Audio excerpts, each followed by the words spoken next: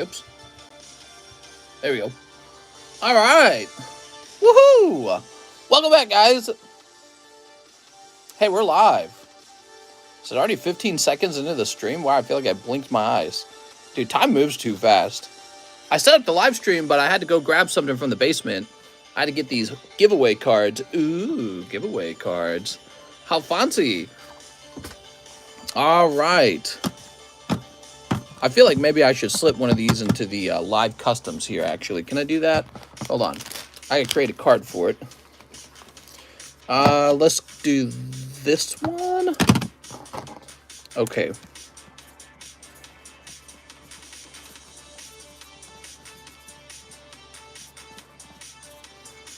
All right, so this one will go into the live customs. There we go. I'll do that to make the live customs a little hotter feeling. Kind of like a free slab in there, right? All right. That old May Mew is for me, right? What old May Mew? What are you talking about? So, the Lugia break. The Evolving Skies break. Get that Evolving Skies open. I want to see if there's Umbreon in it. Here's the Kitty Cat Meowcata, Quackaball, Skeledirge. Ugh, I'm not a fan of the new starters. Well, I'm a boomer. So, let's get this back into the shelf where it belongs. We have a very limited amount of that product, and I don't know if the next order of it is right tomorrow, although I hope it does. Is this the DBZ stream? It sure is. What's up, man? So, I'm still coughing, but it seems to be getting better. Nice. Here is some Pokemons that we had graded for giveaway. We got this lovely Dragonair. Oh.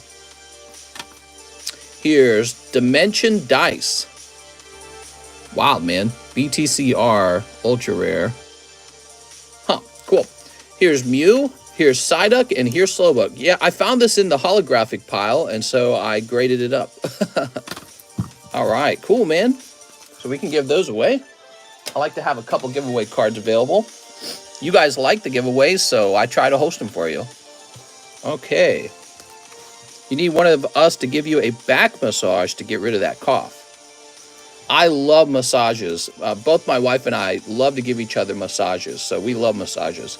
We joke about hiring like a personal masseuse who actually comes to our house, you know, like once a week or something. So we joke about doing that, but maybe one day it won't be a joke.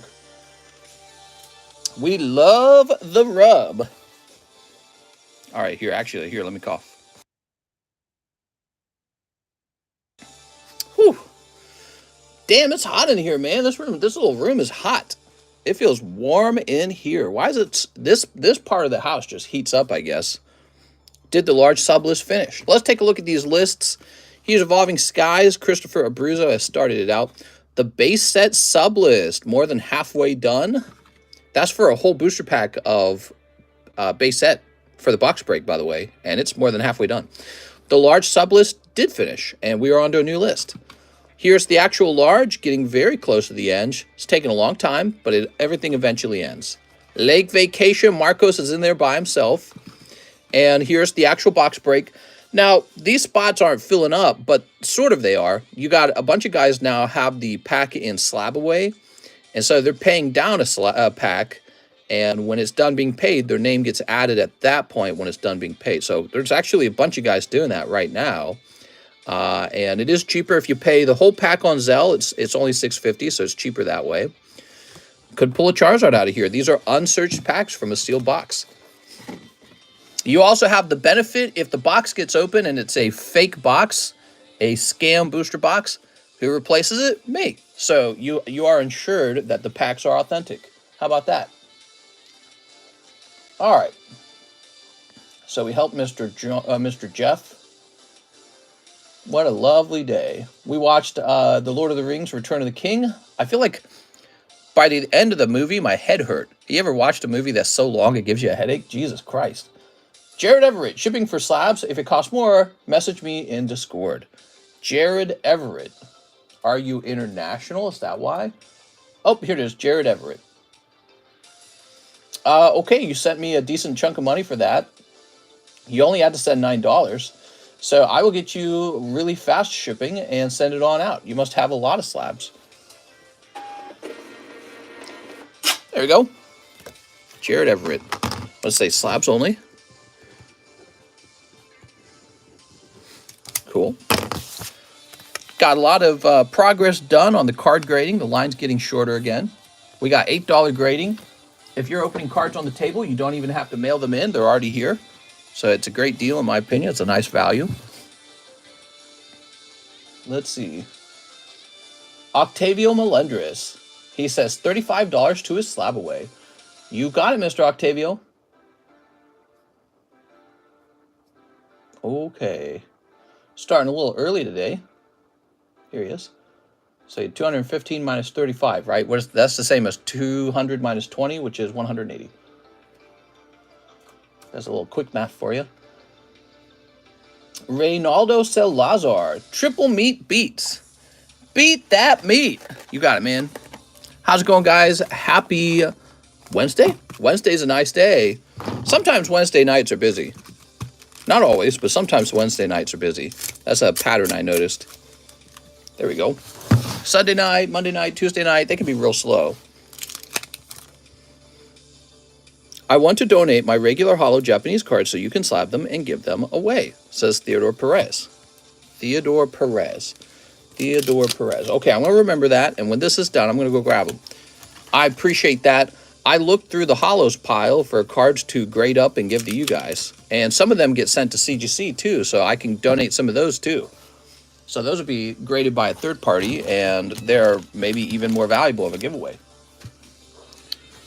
What am I saying? TCCG grading is obviously better than CGC. Reynaldo. Mr. Reynaldo. So we have not pulled that sexy girl card. The $800 girl card, definitely in these booster packs. Here we are. Yeah, we watched Lord of the Rings, Return of the King. It was over 4 hours long. And I just took a painkiller because, I'm not going to lie, I got kind of a headache by the end of it. Probably wasn't laying down right. Yeah, I was kind of laying down in a goofy way. Here we are. You ever watch a movie that's like 4 hours and 20 minutes long? Jesus Christ. Should have just had like an intermission. Here we go. Okay. And Theodore Perez, donate. Let's go looking.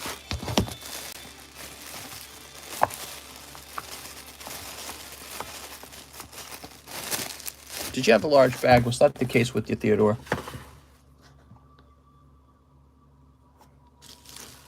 Aaron Seals, Aiden. Why do I feel like I did this the last 2 times with your order? Hold on, what's this music playing? Is this safe to play? Yeah, it is. Okay. Theodore Perez, I swear we did this last time. I couldn't find your stuff. And big bag, Theodore Perez. That's exactly what you said last time. And you were...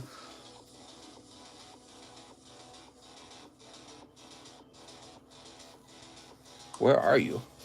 Aaron Rodriguez, Matt Waters, Aiden Benz, Aaron Seals, Jennifer Yap, Thomas Yonan, Simon Frank. This is exactly what happened last time. Oh, I hate searching for bags. Let's see. Should be on the table. Just give me a box at this point. Well, I would give you a box, but I can't give every single one of you guys a box. There's just not enough spaces for boxes. So if you had more, you would get a box. Jennifer Yap's the next to get a box based on the amount she has, so she's the closest one to a box. Elaine Sonko. So the reason there's so many bags on the table too, by the way, it's not really your fault for being active. It's all these guys who, they put a big bag together and then they just kind of abandon it over here. And then the boxes get filled up with that kind of stuff and then it's just sitting around.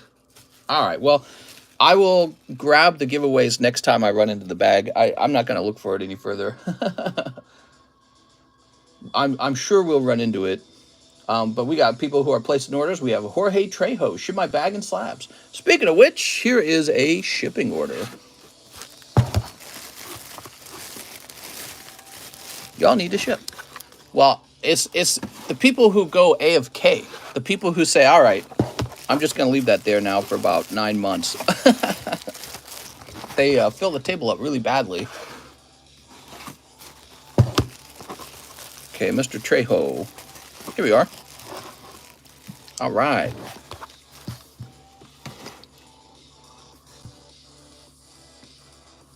And let's get you a label. Oh, we've never shipped you before. Okay, let me log into the PayPals. When will you slab up a picture of fee? If you could be, it could be a busy stream because you went live earlier than usual. Ooh, maybe. Sometimes it's not a busier stream because of that, because everyone gets plenty of time for me to service them. Mister, what do you think about adding Korean Eevee heroes? We could.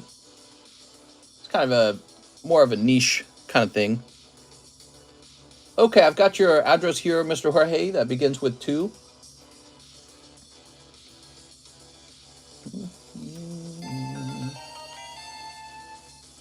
Do. Okay. There we go. And you are going to get a first-class shipping. Print. Hopefully you didn't have a million slabs. When you guys order shipping, it helps to know if you had a lot of slabs versus just a couple slabs. Because if it's a lot of slabs, I got to get you guys some heavy shipping. All right, here we are. Like 6 of them? Oh, that's fine. Not too bad. It's like on the line. Okay, cool. Andrew Chavez has a big order. I saw that earlier. Oh, 10 triple beat, 2 top series, 2, 50 to my SLAB-AWAY. Okay, Andrew, we'll start with the 50 towards your SLAB-AWAY. Excuse me. Andrew Chavez. So this comes down to 575. And then 2 top series 2. Let's grab those. So they're way back here. Korean Eevee Heroes, cheap, $50 a box. Is it? It's an interesting concept. All right, here we are. Is Triple B any good? It's got to be good because people are just buying it up and the price on it is rising. So that's usually, you know, the price is usually kind of like a vote on how people feel about it. So they must like it. There we go. I have not seen all the cards in the set. I do that on purpose as not to spoil it for myself. All right, you're going to get a rainbow. Uh-oh. You get a rainbow sticker card is what you're going to get. Oh, no, not the sticker cards. Here's a James. The Girls of Cerulean City Gym. Ash. I hear that. Doduo. This last card's kind of in a funny position. And Drowsy. Okay. There we go. Hello, mister. What's encouraging you to keep working hard? Well, might be my personality somewhat. Couldn't tell you, man. I mean, you could ask that question about anyone in society that works for a lot of hours. Like, why do you keep doing it, man? But I would say there's a few things. When I was young, I was really poor. And the memory of being poor makes it easy to work really hard. And when I was a kid, that affected me a lot. Really upset me how poor we were. There we go. Yeah, it's pretty torn up, man. Those stickers really, they do a number on your card. Sorry about that. It's these guys. These guys are the culprits. I had a really bad childhood, and maybe some key elements to it were like, I never really had a birthday or birthday presents growing up. And that was a really bad feeling. I mean, it was really bad. It was so bad in my family because we were so poor that if you asked for presents, you'd get whipped. And the reason that you'd get whipped, I think my mom felt very guilty that she knew she couldn't buy anything for us. And so it was sort of a nuisance to be reminded of that if a kid asked for a present. So imagine wanting something for your birthday and then being surprised by being sort of like beaten instead, and then you just didn't have anything on your birthday. So it was a pretty bad poverty. I had 11 siblings, 11 brothers and sisters, and my dad worked very hard. He was not a deadbeat by any means. He was maybe an exceptionally hard worker, And it just didn't matter because it was 11 kids, you know? So it did not matter how much money he earned. You can't earn enough when you have 11 kids. We didn't receive any government aid at all. There was no check from the government. There was no welfare. My dad worked very hard to provide for us. And I got to watch him and learn from him. And when I left home, my home had problems. It was an especially violent home. So I left home when I was about 17 and took care of myself ever since then. And I just learned how to work really hard. And so it's like a skill now, being able to sort of deprive yourself of relaxation if you need to and focus on the task at hand just comes easily for me. I don't want to say like it's something you're born good at necessarily. It's just sort of learned over time. Well, these packs are extra sticky. What is up with your packs, man? Here we go. Oh, so now I don't really need so much. You know, I've got enough money that I have enough money, but I'm so good at it, I just keep doing it. Here we are. Yeah, I'm so good at working, I just keep working. So it's kind of like you feel like you've got this thing that you've gotten good at. And why stop? All right, here we are. But we have enough money. My wife has a job. I have a job. I could take days off. I could take both weekends off. But maybe that's another part to it. So there's another element to it. And that's I enjoy working because I'm kind of competitive. So I enjoy sport. I enjoy having something like a high score to work on. You know what I mean? I like building things. All right, beautiful. So Andrew Chavez with your very sticky packs. That's why they're cheaper. Let's get you your triple beats. Yeah, I actually enjoy what I'm doing here. So I'm very passionate about card trading. I was when I was a kid too. I was very passionate about card trading as a kid. I couldn't tell you why. Maybe I just have a brain for it. 1, 2, 3, 4, 5, 6, 7, 8, 9, 10. But you guys gotta understand, I was really poor all the way up to the age of about 28. So life did not really get good for me till about 28 years old. That's pretty far along. At 28 years old, I would have been graduating with my wife from college, and she and I would have our last $200. It was a very scary moment. We had $200 left in the bank, not enough for rent, not enough for food, but we were graduating that very month. And yeah, we came really close to running out of money, but we didn't. So, yep. After that, we both got employed, and things turned around very quickly from there. So once we were both working, things started to fix real fast. You know, paychecks start coming in. But it's not like I never worked hard before that point. I worked very hard before that point. I worked at Target, I worked at Sears, I worked at Sam's Club, and then I worked for Coca-Cola, and those were all the jobs I had before college. And I saved up a lot of money so I could go to college full-time on my savings. And when I worked those jobs, I just worked an enormous amount. So I did all those jobs and quit to go to school full-time, graduated in 4 years, and had very little of my savings left. And now I had student loan debt, so I used the student loan for the tuition, and yeah, here I am. Life, all that worked out. All that hard work worked out. I'm now in my mid-30s. I turned 34 this year, and I'm on track to be just a normal guy financially. Now, that's catching up to this point. I think I have about the amount of wealth of a 35-year-old should have, honestly. But I'm earning, I think, at a higher rate than the average 35-year-old. So if I keep going, I end up being more successful than the person of my average age at the age of 40. See what I'm saying? So by the time I reach 40 at this rate, I'll be doing pretty well. But, you know, I think my wife wants to quit her job soon. So her income's going to end, and she earns a sizable income. She's a software engineer, but she wants to start having children, and that's on her mind. And I think that's what happens with girls. They don't want to work the rest of their life. They want to have kids. Mr. went to college for a beautician degree. That's why he's so good with the scissors. I would have drunk too much Diet Coke if I worked for Coke. You know what's sad? I didn't drink soda before Coca-Cola. Then they pretty much threw it at you for free. You go to their little factory, they're like, have all the soda you want. Coca-Cola, at least my Coca-Cola, had this employee buy-in, it was called.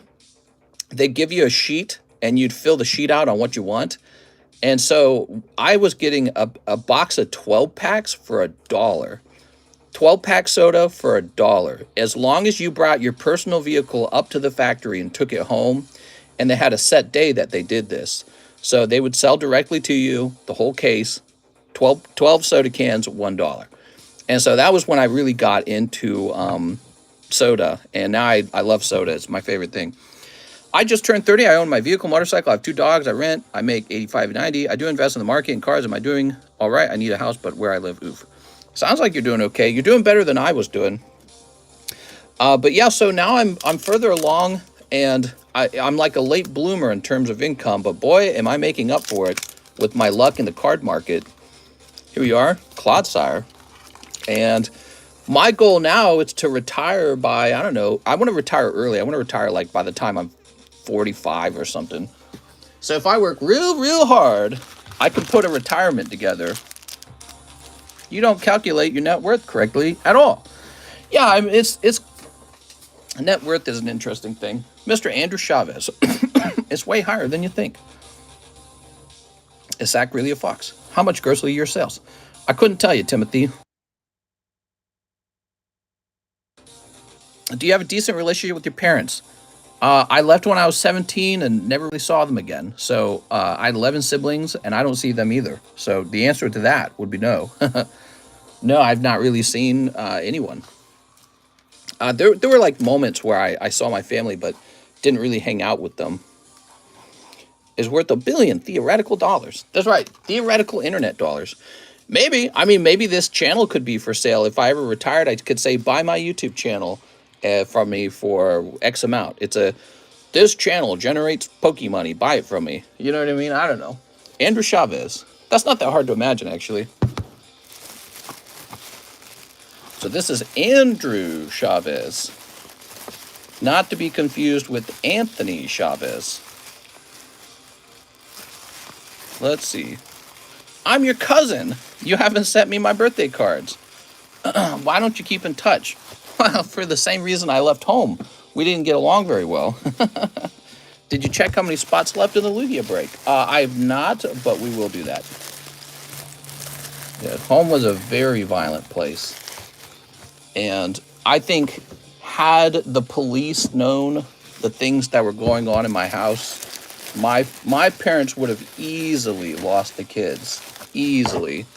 We would have been taken away by the government. Here we are. So they are lucky to have not been found out till much later in life. The business is worth a lot. Look at earning multiples for valuing a business. Probably good your family doesn't know they'd ask you for money. They sold my Pokemon cards and didn't give me the money from the sale of it. When I left home with the sandals on my feet, my wallet, and a handful of clothing. And then I crawled in through the basement window. It's like a gutter window, and took out one more round of things, some wood turnings and some old writings. And that was all I left home with. I left like an idiot, I left my extensive Pokemon card collection behind. Boy, I was dumb. I should have brought that. San A. I'll take 3 packs of Triple Beat. Yeah, I did not. But it doesn't matter. I'm an adult now, and I have them all back. Yeah, I was able to buy them all back. Maybe there's just something a little special about having your original childhood cards, though, you know. Here we are. Let's see what we got. Mr. Sansan. What's up, Jen? Here we are. So, yeah, the work just kind of comes in my nature these days. And I can tell you, I don't feel tired of it at all. Doesn't really matter what I'm working on. I put a lot of energy into it. That's how I managed to get to where I am in life in general. Working 12 hours a day for Coca-Cola, or 16 hours a day sometimes. Saving up $20,000 to go to school. Graduating. I worked on my senior year. I worked a job and did a senior year at the same time. That was really difficult. That was a really extreme year. Very extreme. And we were so out of money. And this is like the easy part of my life.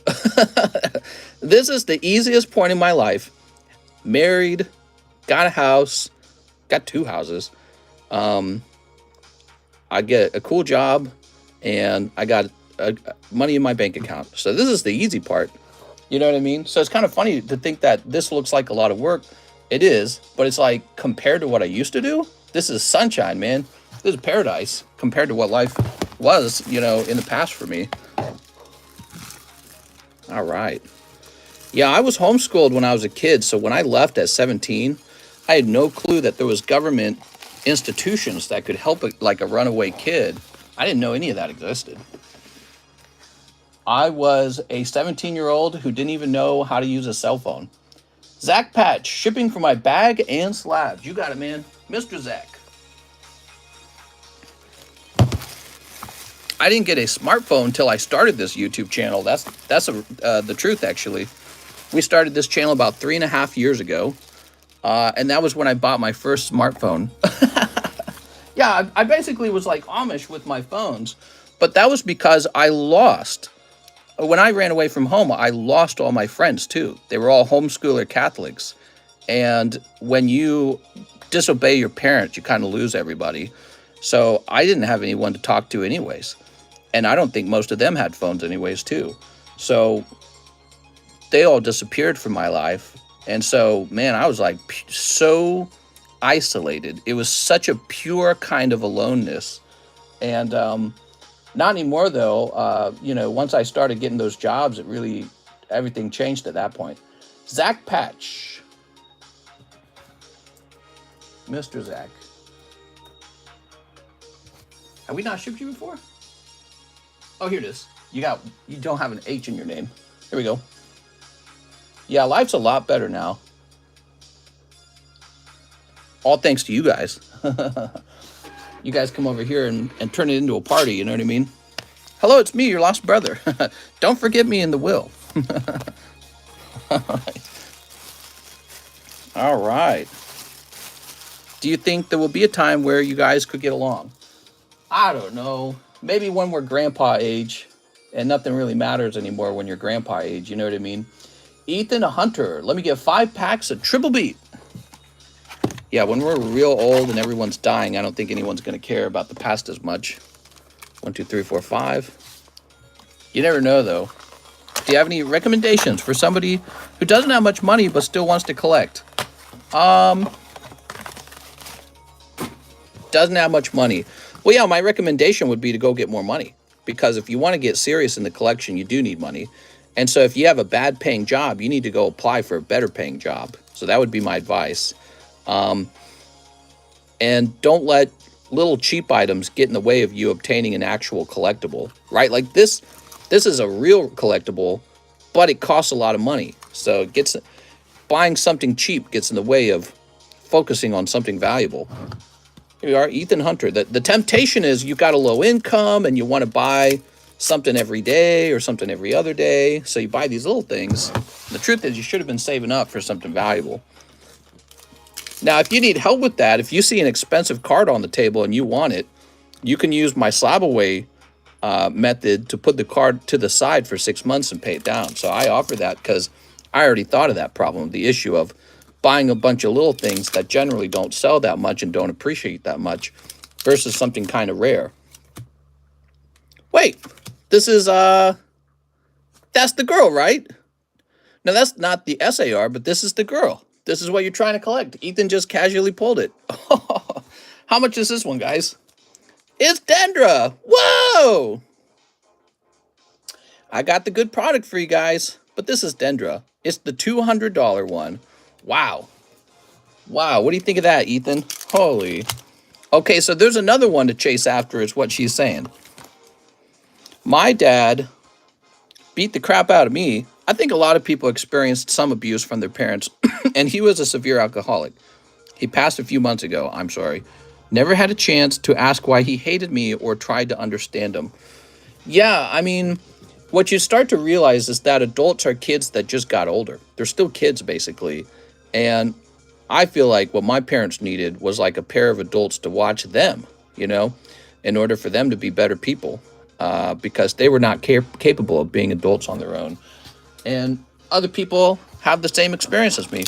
Some kids, not many, but some kids get so unlucky that their parents like murder them. You know, you hear that on the news. Like the guy in Colorado murdered his 2 daughters and wife. So some people get really shitty parents. So I'm alive and unscathed. I'm sure there's kids out there that had it worse than me. When I worked at Target, I met them. You know, a lot of the young guys working at Target, if you get to know them, a lot of them have similar stories of having kind of weird lives. Same with like Walmart. You go to Walmart, the guys working at Walmart, you talk to them. They're not from the wealthy aspects of society. You know, 18-year-old men who have wealthy parents, they go to college. Their parents send them off to college. They don't want them working at Walmart. Like, oh, you're going to be a loser working at Walmart, like the peasant class. You know, they don't allow that. So, yeah, if you go to Walmart and talk to the 18-year-olds there, they all kind of have similar stories where life wasn't too great for them and they didn't have wealthy parents, and maybe their parents weren't very good to them either. So I think about that when I go to a Walmart or a Target. I think about the people working there because I worked those places. And when I worked at Coca-Cola, I met many of them then too, because that was my job, was to go into Walmarts and Targets. Ryan Searles. The peasantry. Here we are. You bought a Gold Star Mew. Nice, man. I fear that the Gold Star cards are at their peak already. That's why I don't buy more of them. I like the peasant life. Some people like it. It depends on what job you get, I think.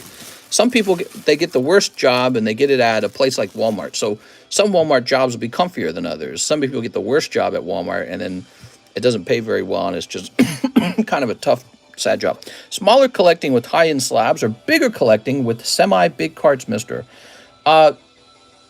I'm not quite sure what you mean by that, but let me tell you guys a simple equation I use. I don't buy anything ugly, and I ask myself, will this card change in price in a favorable way? Those are the 2 questions I ask myself.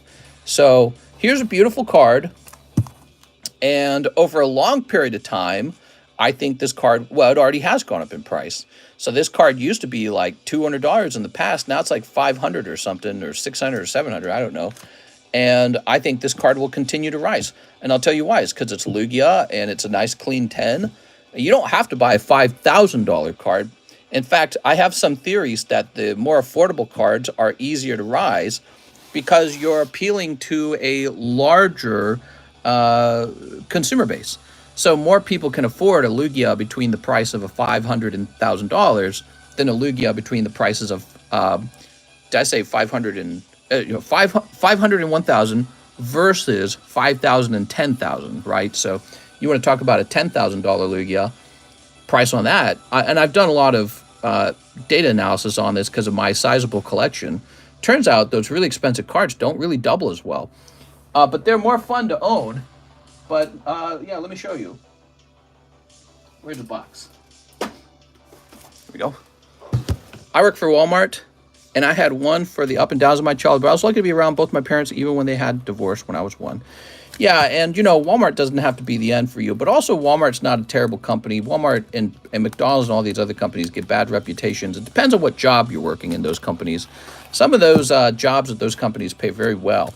So, but you have to, if you didn't have the benefits of having good parents, you have to become your own parent, and you have to be able to sort of grab yourself by the collar of your shirt and drag yourself up the ladder.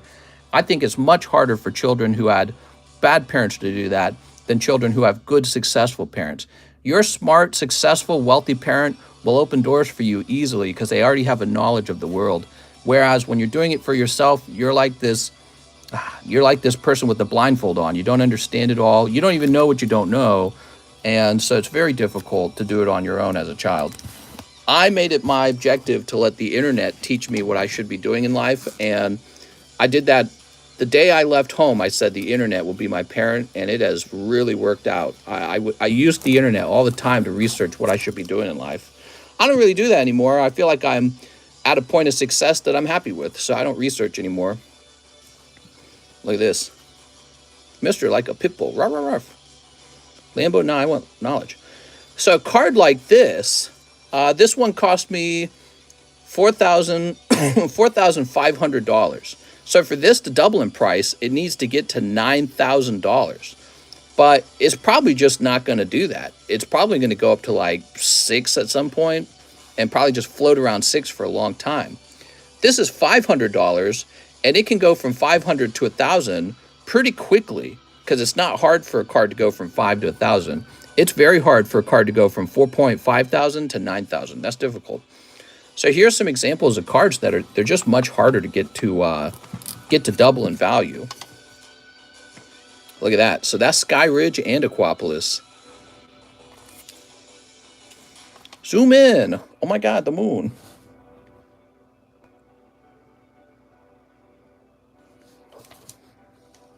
Yeah, a lot of cool Umbreons out there, man. Everyone gets really excited over the Evolving Skies Umbreon, and I don't disagree that he has a good artwork. It's just that there's so many other Umbreons too, you know. This guy has some real thick fingers. Oh man, I actually just bought another one of these. These Tyrannitars, love them. Big swirl there. Ooh, look at this. You know how much money this is? I'm showing you guys. This is a crazy amount of money in front of you. It doesn't seem like it until you start looking up the prices. Like, let's see. This is probably 1.5. This is probably less than 1,000.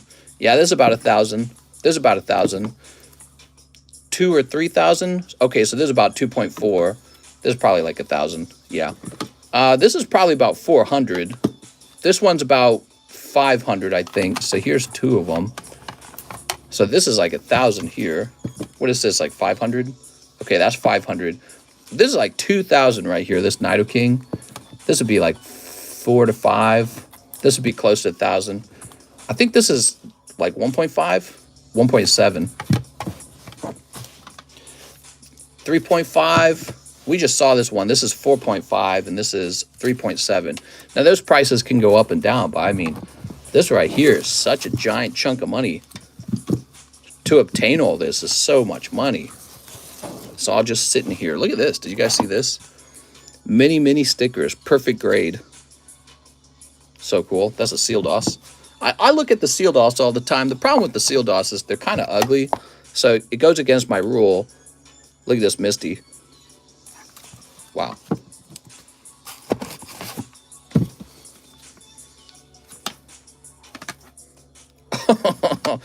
Where did I get this guy out? Look at this.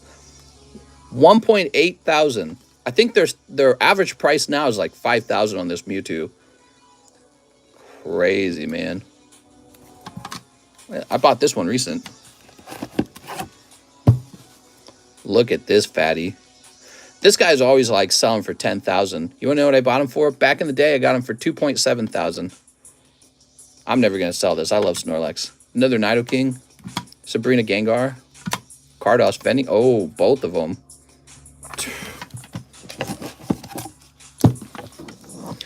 Perfect Pikachu. I got this from TCA. Honestly, he underpriced it. He sold this to me for 400. No, dude. 400. That's such a joke price. He could have sold this to me for 1,200. He's you know, he could have been a bit more wolfish on it, a bit more sharkish. It's a perfect grade, dude. Flying Pikachu, perfect grade. I would have paid 12 for it. And that's how you make a decision sometimes when you're buying. You're like, Jesus, how's this only 4? 4? You got it, man. $400 coming your way. You selling the Neo Umbreon? Well, this is an example of one of my, I'll call it my investment boxes. All of these cards are cards that I would buy again. So I'm not looking to sell these. I'm looking to acquire more of them. And I just explained, I just bought another one of these. So I'm expecting that in the mail soon. Yeah, I'm showing you guys some examples of some cool cards. That's my taste in Pokemon too, by the way. Different people have different taste in Pokemon. So like Tyranitar, for example. I just like them. Other people, they don't rate him as a high, but yeah, I just happen to like him a lot. That's just how it is. He's a favorite of mine. Did you get the Rocket Case promos? No, I saw them. I didn't want them. I got a killer deal on this, I think. Yeah, I got this guy for $1,000. And now I think he's like 2,000 or 3,000 if I had to guess. Lugia Aquapolis.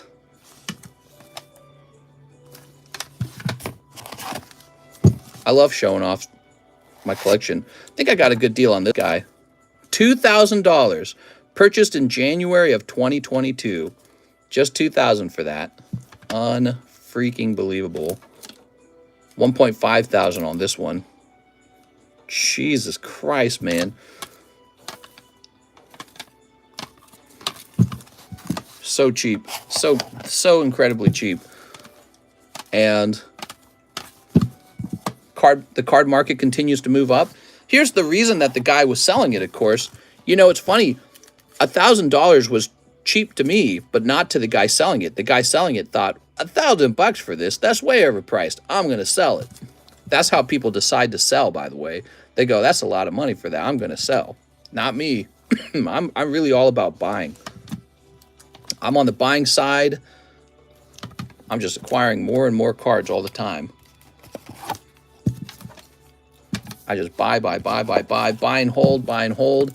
My goal is to collect all the Pokemon and just keep going until there's no more. That's my goal. Like, I'm not interested in, oh, my collection's complete. I'm not interested in that. I just want to buy all of them till there's no more of them and then drill them. I'm just teasing you. Mister, that's called hoarding. Dude, mister, you're rich. Yeah, this box is estimated to be worth $140,000. This box of slabs. And if that's wrong by 50%, then it's still a $70,000 box. Buy more Espeons. Espeon's cool. This box. Actually, you see how there's some wiggle room? That means something got removed from it, so it's probably not that number anymore. Probably gone down since then.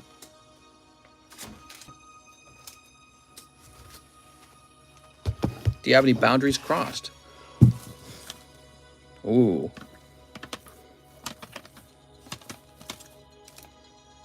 Dude, I could just buy these Lugias all day.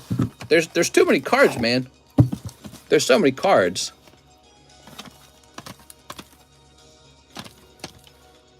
That's my signed Magnemite.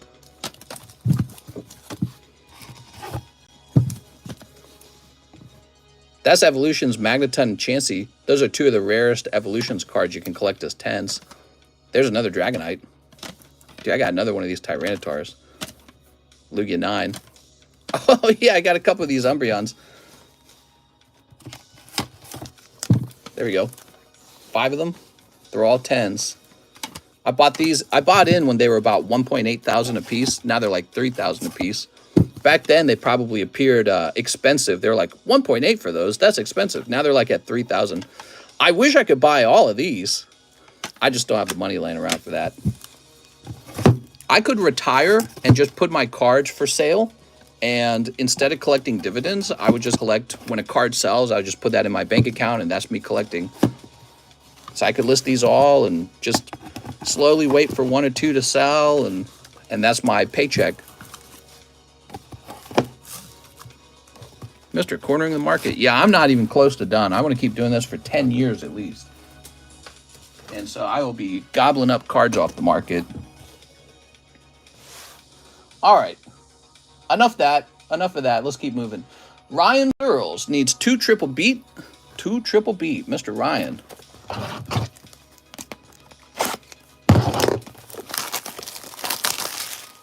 I got these. Did I show these off? So this is, I shouldn't even sell this, to be honest. Look at this. This goes with them, see? Pristine 10s on these Series 1 tops. That's incredible. You know how hard it is to get pristine on a tops card from Series 1? Wild stuff. I shouldn't even sell it. Look at this. Cheese saw this one. Oh, man. How much did I actually pay for that Misty, I wonder? I didn't write it on the back. I should have bought all of them. That says number 49. I'm supposed to write the price I paid. Here it goes. You see? So I paid... My price was $525. That's what I paid. I think last time I checked, this card's already at $1,000.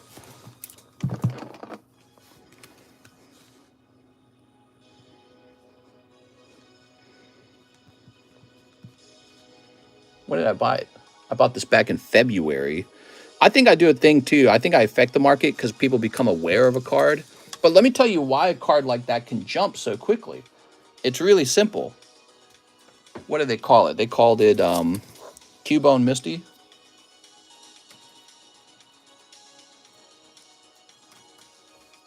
So this card's called Cubone Misty. And this is a big part of why the price can jump like that. Cubone Misty. Here it is. PSA. What's the 10 population? Just 8 of them. Just 8 of them. There's 8 Cubone Misties. That's why the price can double like that. That's why the price can go from 500 to 1,000 overnight. Because there's only 8 of them.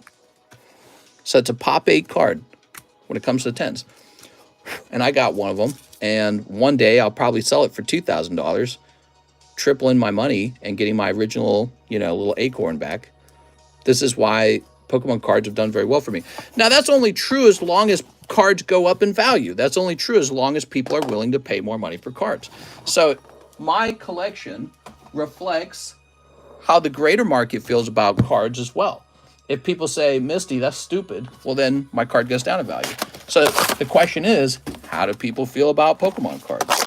And the honest truth is, like me, they love them. The card market is hot. It's not cold. It is actually hot. People really enjoy collecting, it turns out. Who won the triple beat medium? It was Zachary Stekowski. Mr. Zachary. He pulled a lovely looking Dedenne. Mr. in a Nurse Joy outfit. That's the real reason. Yeah. Can we see the lists? Yeah, we'll take a look at the list. We kind of showed them off at the beginning of the stream. Cold. I want to send a round of jumbo cards off to PSA at some point soon. Okay, Ryan Searles. Oh, I like this song that's playing. Listen to this song. Doesn't it have like an odd noise? I like the computer sound to it almost. It's like a weird beeping noise. Like if you're not listening to the actual melody, if you're just listening to like the drum beat. Thanks for sharing the collection. Well, I got so much more than that too. That's just some of it. And it's fun showing it. New bag? Time for a new bag. You got it, man. Sorry about that. There we go. Is the medium up again? No. No, it's not. I'm sorry. I should have taken it off the menu. The medium's only up if we don't have the product on the menu.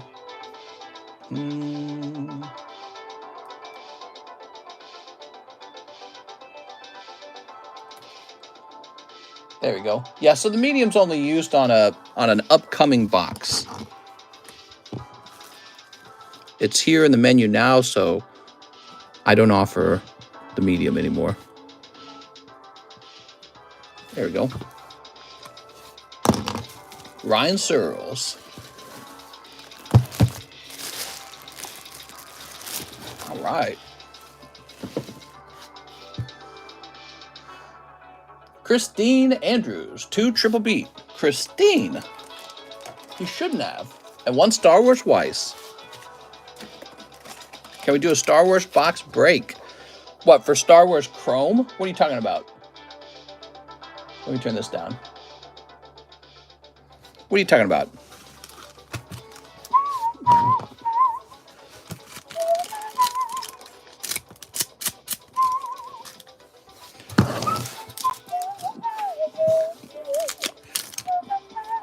Chrome. All right, Wookie. Rah. He's so scary. That's cold. And oh, Skeledirge. Look at that. He's so nice.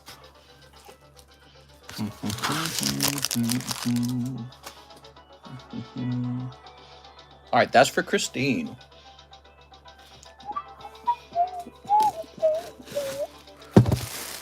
Christine Andrews. The current box break is Evolving Skies. There we go. We're going to do one box break at a time. Isaac Lopez, 1 Lugia spot.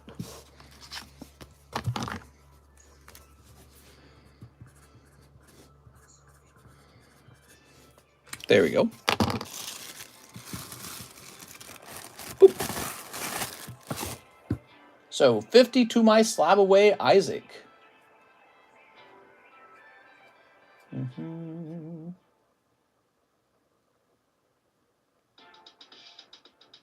This goes down to 425.5. Okay, so we were showing off those really sexy slabs. Let's get the sexiest slab in every pile to the front. So this War Turtle is pretty close to the sexiest slab. This one right here, Crystal Guardians. I'm going to toss this one to the front as well. This Umbreon Darkrai is very nice. In this pile, the sexiest slab. Ooh, you know, there's this Burning Shadow Gardevoir. It's really nice. It's a very low pop card, hard to grade, but also there's this Vintage Dialga. So Vintage Dialga for 200 is pretty tempting. That's nice, 60 bucks for that, huh? Here's a Vintage Melodic.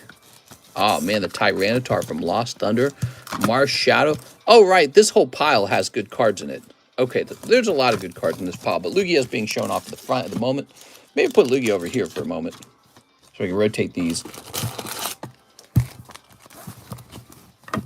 What do we have over here? Perfect Ariana. This Blastoise. Base set Blastoise, man. Oh, man. And this is definitely the pick for this pile. Misty's Gyarados.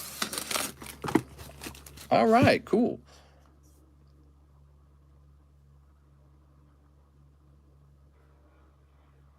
So now we've got Jose Fimbres, Forest Lane. I just got my girlfriend flowers. How much did that cost, Alex? I bet you guys, it cost 60 bucks. At bare minimum, 60 bucks for flowers. Alex, you should have just bought some Pokemon bulk and then done some origami and turned it into Pokemon bulk flowers. It cost you your soul. Yeah, those flower companies are viciously expensive. That's why it's called a flower business, because they're not messing around. They're like, we'll take all your money. You love your girlfriend, don't you? Alex, that's why you grow some wild flowers in front of your home, and then when it's time, you just pluck them for free. Here we are. Here we are. Just buy like a flower garden for your home, and then when it blooms, just pluck those flowers and voila.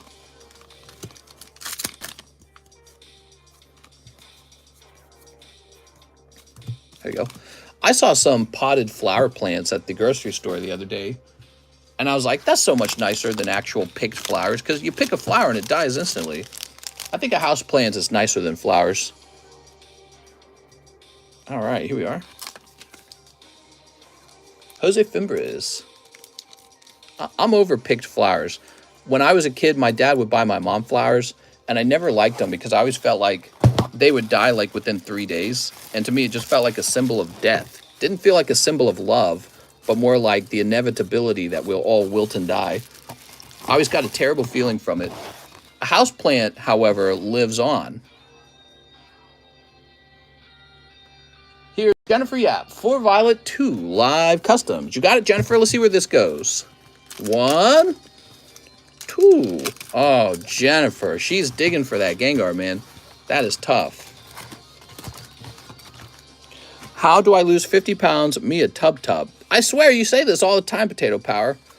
Potato Power, what I'm doing is I've cut sugar out of my diet, and I feel like that's been really, really healthy. 4 Violet. Sugar is really bad for you. It's very high in calories, too. One of the most calorie-dense foods you can eat. What I had today, I had some boiled eggs. I had some popcorn. And then I had a slice of cheese, and I had chicken breast and broccoli. That's all I've eaten today. And now I've had my little tea here. And the tea does have some honey in it, so I guess that counts as sugar. Here we are. Damn, Mr. Sounds healthy. Well, I don't eat healthy every day, but today was a healthy day. And so you gotta have as many healthy days as you can. And I have not been buying or eating desserts, and I really do feel like I'm consuming a lot what's the word I'm looking for? I'm consuming way less calories as a result. Because it turns out one of the worst things you can eat is sugar. It's like so dense in calories, and there's nothing healthy about it. Spikes your blood sugar, gives you diabetes, which is bad for your heart, right? So the main killer isn't cancer. It's actually heart disease is the #1 killer, guys, followed by cancer. My diet is just Lunchables. Check those Lunchables, Alex. If the meat they put in the Lunchables have nitrites in them, then you're eating a cancerous chemical that they use to keep the meat looking pink. So they want your meat to look like it's fresh, but really it's zombie food, isn't it? They killed the cow or the turkey a long time ago, and so the flesh of that animal has just been sitting around on a shelf for a really long time, decaying. You know, you're not supposed to eat that. So what do they do to make it look like it's fresh, like it's freshly killed animal? They inject it with a salt called a nitrite and a nitrate. And in the UK, they have positively identified it as a carcinogen to give you colon cancer. And it turns out it's in all our meats, but it's been banned over there. They banned it in the UK. Jennifer Yap. So they did a bunch of tests, and they found out that if they fed animals nitrites and nitrates, those animals developed tumors in their intestines. Here we go. Let's see. There's probably a Lunchables knockoff that has already figured this out and offer uncured meat. So look for uncured meat. You want your meat cured with just like, they use like a combination of like cherry powder, celery powder, and salt these days, I think. That's the replacement. The cherry powder might actually be a way to make it look pink. I don't know. Okay, John Keith Foster. I suppose I get better. He says, I suppose I better get 3 of those new triple beat packs. Are Japanese sets now 2 ahead of the English sets? Yes, but that's kind of how it's always been. Here we are. We got 1. No, Yu-Gi-Oh! Jen! That's Yu-Gi-Oh! Racism! Alright, let's see. We accept all types on this channel. Here we are. All right, John Keys Foster. Pokies only. Hey, that's Pokey supremacy. All right, that's cold. Was that 3 packs? That was 3 packs, right? Did I just open them 3 packs? I felt like 3 packs. Here, I'll take this pack and set it to the side just in case. Can someone make sure I open 3 packs there? Hathim says a Lugia break spot. Not worth worrying about that, Mr. Cancer will come either way. Right, but people in their 30s are getting cancer in their intestines at a very heightened rate, and they've linked it back to the foods we're eating. And so saying that it's, oh, you shouldn't worry about that. You're like the guy smoking a cigarette going, oh, yeah, I don't care if I get lung cancer. But yeah, but people really are getting lung cancer from cigarettes. So you could just make this minor adjustment where you eat meats that don't have nitrites in them and then just skip eating the carcinogen and still enjoy the cured meat. So, like, why are you so set in your ways? Mr. Hathim. That's a mistake in your thinking, in my opinion. That's too much work. This is the way it's been. This is the way it must be. Here's Chad Horn. His name is Chad. He says, hi, Mr. 5 Gypsy Queen. I'm new here. What's up, Chad? All right, Gypsy Queens. Let's see. All right. There we go. You missed 1 pack. Did I? Only opened 2. That's what it felt like. All right, hold on. So then this pack is for Mr. Hathim. It felt like I only opened 2. Mr. Hathim, here's your 3rd pack. Sorry about that. And it is It's Meowscarada. Yay! So cute. Such a cutie cat. Taking a break, mister. I'll send for shipping. No! This is what I get for for slipping the Yu-Gi-Oh card in. I'm sorry, Jen. I'll remove it. I promise. Here we are. Put this over here. All right. So this is for Chad. Taking a break. I'm sorry you hear that. Here we are. Go ahead and open this up. It's okay, Jen. Everyone does that. It's very normal, actually. I'm just teasing you. Sleep. Yeah, everyone takes a break. Put Yugi in my bag, says Wind City Gaming. Or Windy City Gaming. What are you from, like a windy city? That was my third pack, says John Foster. She meant from a relationship. Taking a break? You want an open relationship? I thought what we had was special. All right, what do we got? Ugh, those are some dreaded words, man. Open relationship. We should see other people. And by we, I mean me.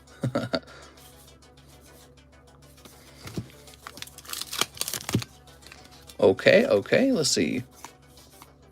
Aha. Buy the Gengar, you silly, says Mikey. All right, what we got? Out of 199. That's not very rare. When it comes to numbered cards, I feel like people are kind of catching on to them. They know that, ooh, that's out of 150. They know that really what you kind of need is like 1 out of 10 for it to be decent. The pack was for John, says Mr. V. Was it really? Here we are. She got someone in mind when those words come out. Here we go. What we got? Rookie. Who's John Foster? Does he have a bag?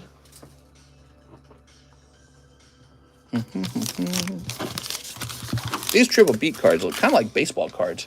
Weird, huh? How's it going, Eric? There we go. Funny, how much is the pillow pet going for on eBay now? A bazillion. That's for Mr. Chad. How's it going, Chad? All right. My bag is under John Keys Foster. John Keys Foster 3.23. Oh, John, so silly.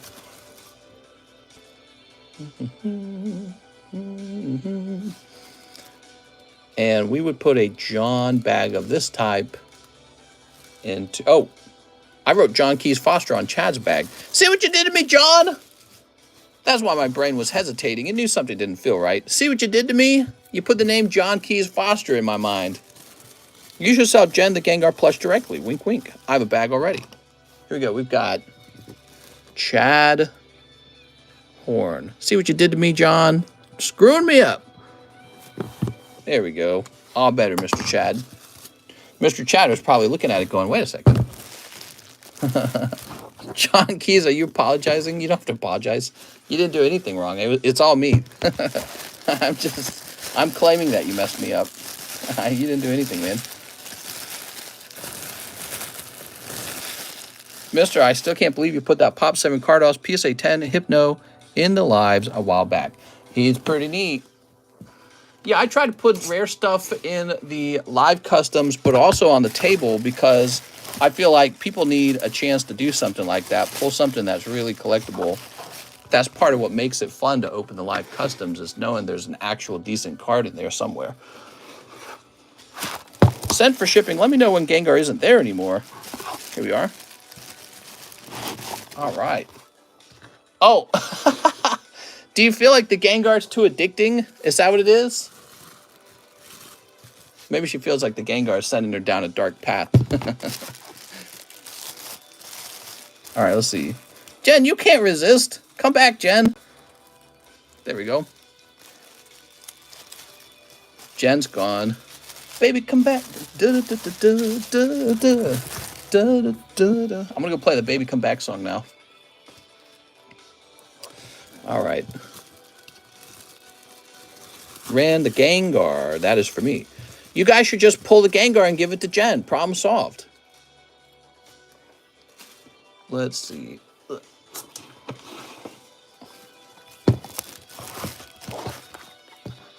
And then I'll give you a title in Discord. Biggest simp. Mario Quintana. 1 Eco Skies break. You got it. 1 Eco Skies.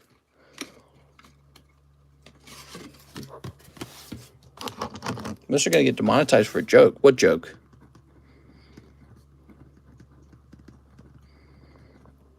I'll hand deliver it to you. Only 10 more live customs till you hit the Gengar. I tell you guys what. Until the Gengar is pulled, I won't add any new boosters to the live custom. How about that? So 1 Azure Lane and 1 Triple Beat. Playing the Baby Come Back. They're going to demonetize me because I'm singing it, and you're not even allowed to sing it. Hey, that's our song. You have to pay us for that. But I need to make some big hits like that so my music can be paying me royalties or whatever. Here's Quaxley. Ah, yes, Quaxley. And here is, what do we got? Whoa! This is why Azure Lane is going to be a popular set for a little while. Da-da-da-da-da-da. Whoa, those are some cheeks, man! 17 in a row and still not hitting. I think this is a sign, says Jen. Jen, maybe it's because when you see the live customs, you get very hopeful, when in the reality is your odds are very bad, actually. And this is the typical issue with any form of gambling. Is like yesterday, I opened up a $2,000 box. If you watched my TikTok, guys, I opened a $2,000 box, Darkrai Premium box, thinking I was going to get some kind of hit. Of course I didn't get some big hit. Nobody gets a hit out of booster packs. You have to open like 100 booster packs to get a hit. You know what I mean? But you always feel like maybe you'll get lucky, right? And that's how it goes. And then all of a sudden you're out of money and you're like, why did I do that? That's how it always goes. But I tell you what, in case somebody was going to simp, I will make it so that the Gengar plush, we don't add any new boosters until the Gengar plush gets pulled. Now, normally I don't do that. I like to keep the live customs full just to constantly pull cards off this table. Here's Ethan Hunter. Let me get another spot in the Lugia break. You got it, Ethan Hunter. We also need to see how close that is.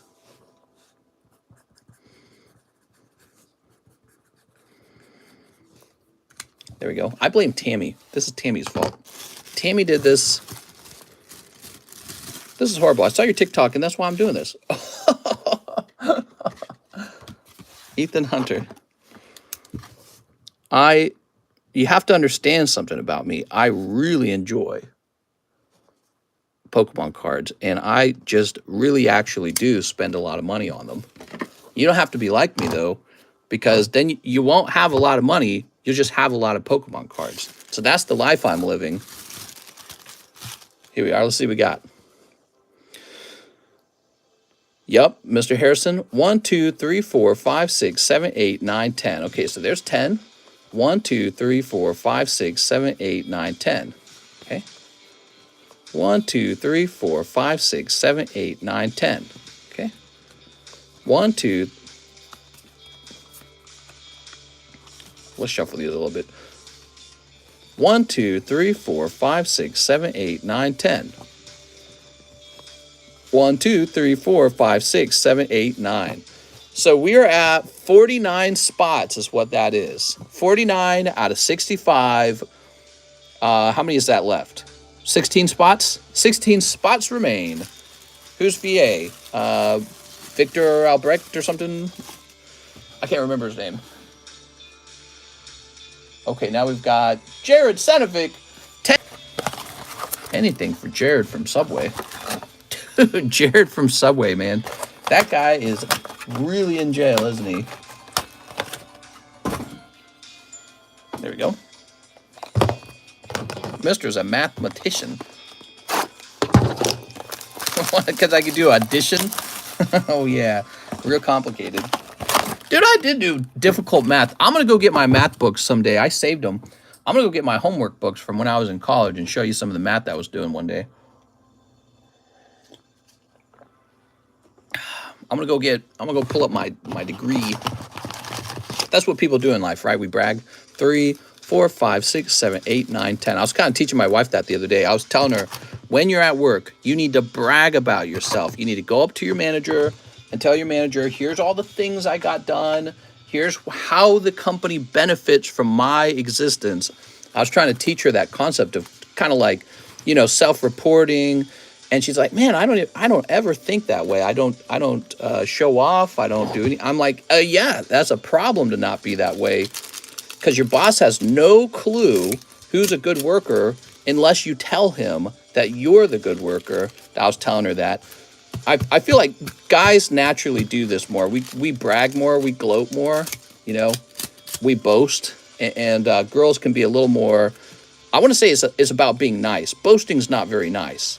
Boasting's kind of confrontational. And so I feel like guys get into boasting and girls don't. But it's actually not good to be that way at work. You need to boast.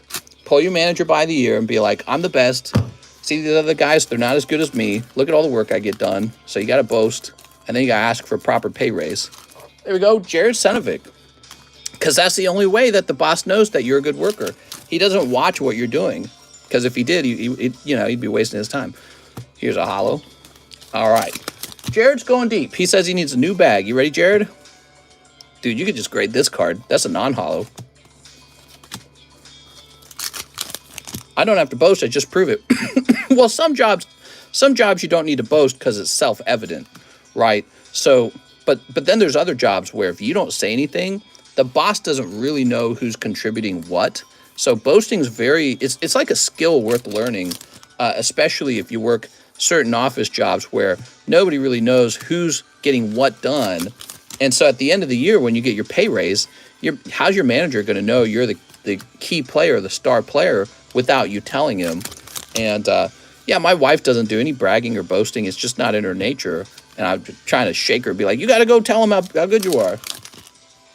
You have to outline what you accomplished, or he will just assume the team got it done. This one time, Mr. told me he's my biggest TikTok fan. I blushed. Blush! You're funny, man. I remember she would do this in school, too. We would be working on a senior project or whatever project, right? She and I did all our projects together. And it was always a group of 4 people. So it'd be me and her. And she and I would always get a lot of work done. We'd go home and we'd work on it. The other 2 guys always coasting. Always. They're like, oh, is it done? And we'd be like, yeah, we got it done. And but then, you know, the whole team would get all the credit for it. And she had never spoke up about, you know, all the work she put into these projects, because she would honestly be the hardest worker. And she can't be that way at work, though. You know, you can get away with it at college. Nobody really cares at college. You can't be that way at work.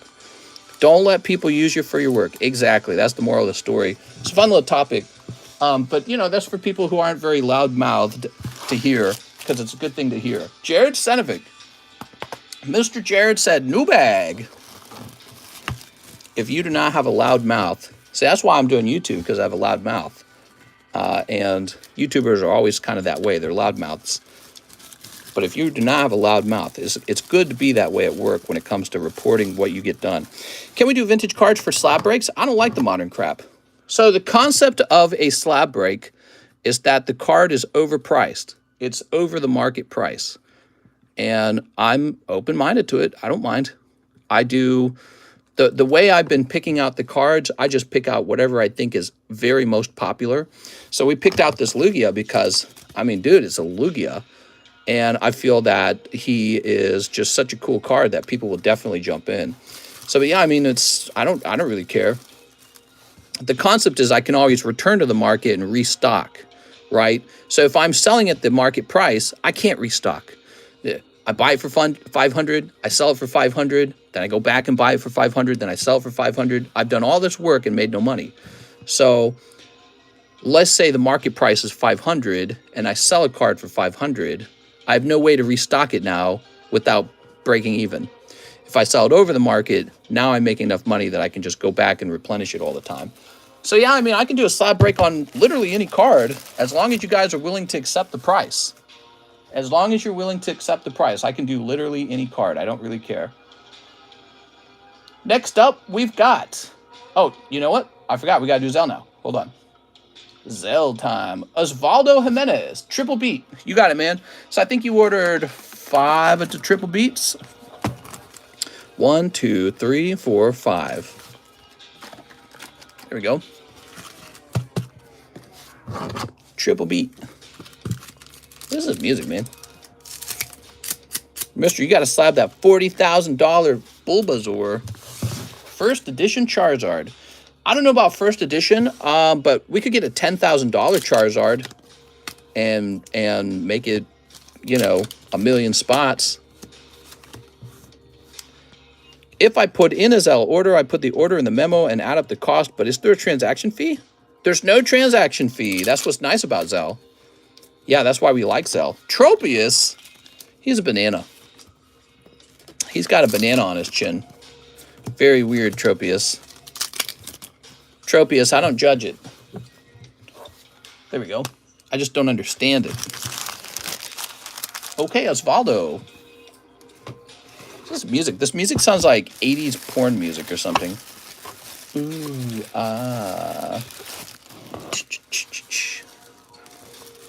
$10 buy-in, 1,000 spots. I guess it would be $10 buy-in, 1,500 spots. Because remember, the concept is I have to make money too. And if it's not enough money, I don't care to do it. There we go. So no, I don't want to host some like $10,000 break for like $100 of take-home pay. I'm getting the special edition Charizard box next week. You think they'll ever reprint Skyridge?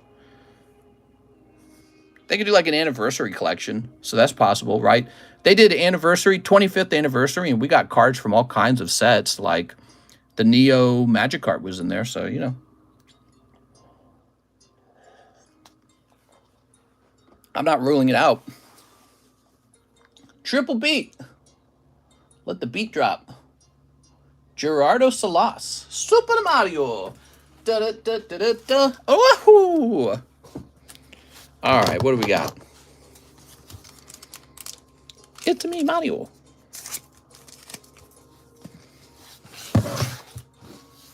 I just got a really good card that I recently bought, but I think I'm going to take a little break from buying slabs, and I'm going to spend maybe like 2 or 3 months focusing on my inventory. I'm going to bring my inventory numbers way up. Here we are. We're heading into June, July. June, July tend to be the worst months of the year for card collecting. There's just not a lot of volume. And so it's not like the cards get a lot cheaper. There's just not a lot of volume. And so I'm preparing for that time period to begin. And when we get back into the fall, I want to have a really good inventory in place. There we go, Gerardo. Gerardo with the G. And you're going to be over here, hopefully. I got Gold Bowser. There's some great sets coming up. There is a Disney set coming out for WEISS eventually. There is a Disney Lorcana set that's actually printed by Disney, I guess. It's like a official Disney product. So I'm very interested in Lorcana, actually. You have a Lord of the Rings Magic the Gathering set coming out. So that must have been real expensive for Hasbro. But I have a feeling that it's going to perform well. And then there's, what else is there? I think Pokemon's always doing well. What am I trying to think of? What's happening in the fall? Chainsaw WEISS, I think. There's an August release for both Dragon Ball and Final Fantasy. Yeah, there's a lot of stuff coming after July, June. All right. Gerardo. Joey Albrecht, one live custom. Okay, this is for Joey Albrecht. Cold. Nice try. If you pull the Gengar, you can give it to Jennifer, and I hear she will blow you a kiss, but that's all you get. Here we are. I would blow you a kiss for a free Gengar. I'm not even joking. You want me to blow you a kiss for a free Gengar? All right. Chandelier. 11 Rent-A-Girlfriend, 1 Crystal Revenge. Ooh, Crystal Revenge, you say. Where'd Crystal Revenge go?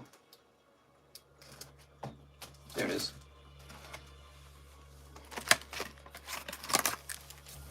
Okay. And then 11 Rent-A-Girlfriend. Where are my Rent-A-Girlfriends? Here they are.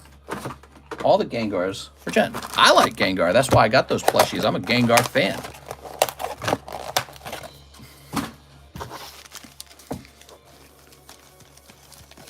That's 7. This is awful music. Skip. All right. Beasts of Legend. Hey, did you guys notice I'm not coughing as much? Haha. Coughing a little bit, but I'm not coughing too much. Haha, it was either allergies or an illness. But it appears I'm not going to die of cancer or heart disease or something. Those are the scary things. You got like lung cancer. Whew. I didn't feel like I had anything serious going on. It was just a really annoying dry cough. Okay, that is 10. Oh, 11 of them. One more. There we go. I was the Pokemon coughing. That's right. Pokemon coughing and then wheezing. It's Ricardo Marquez. It's nice to see you, Mr. R. Marquez. Here we are. All right. Very nice. Hey, look, there's that Dimension dice. We just graded one of those. How about a nice little giveaway, guys? This guy right here, Dimension Dice. I would do this giveaway. Here we are. Nice to be here, says Ricardo. Still going. We're going to be going for years. I'm excited to eventually hit 10,000, I'm sorry, 100,000 subscribes. All right, here we are.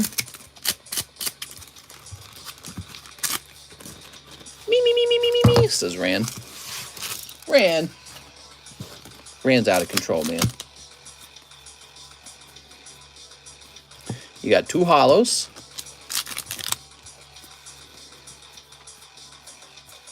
That's a hollow.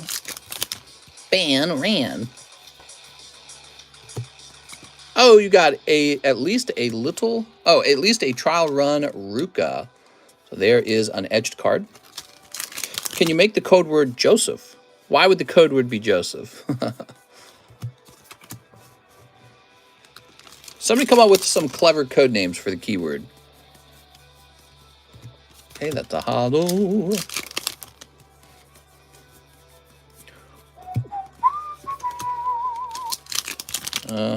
We've got holographic both of these. She's bowling. Okay, that's holographic.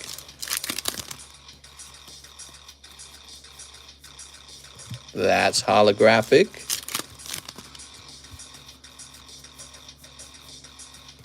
Holographic.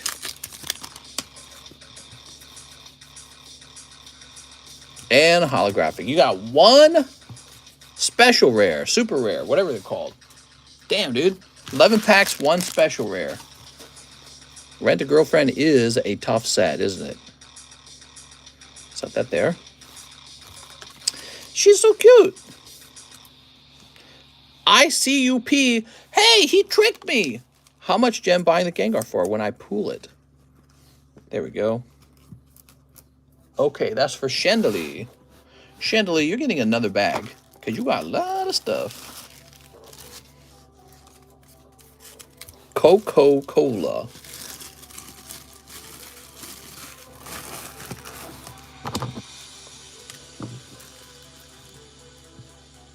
I like your chandelier. You're going pretty deep.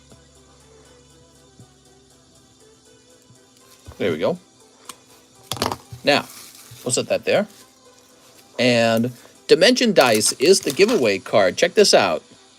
That's a graded Yu-Gi-Oh card. So nice. It's actually really hard to get a 10 on a Yu-Gi-Oh card because there's always print lines are pretty bad off centering.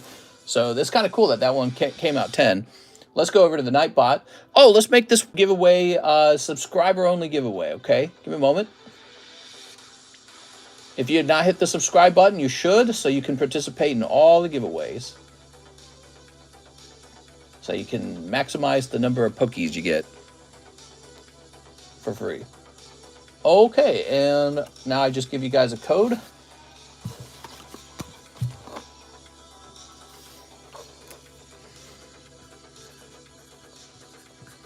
It's a four numbers, 1, 2, 3, 5. All right.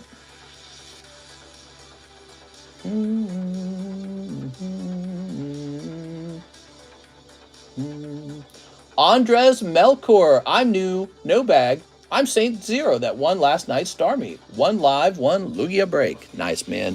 1 live Gengar. Come, oh, 1 large.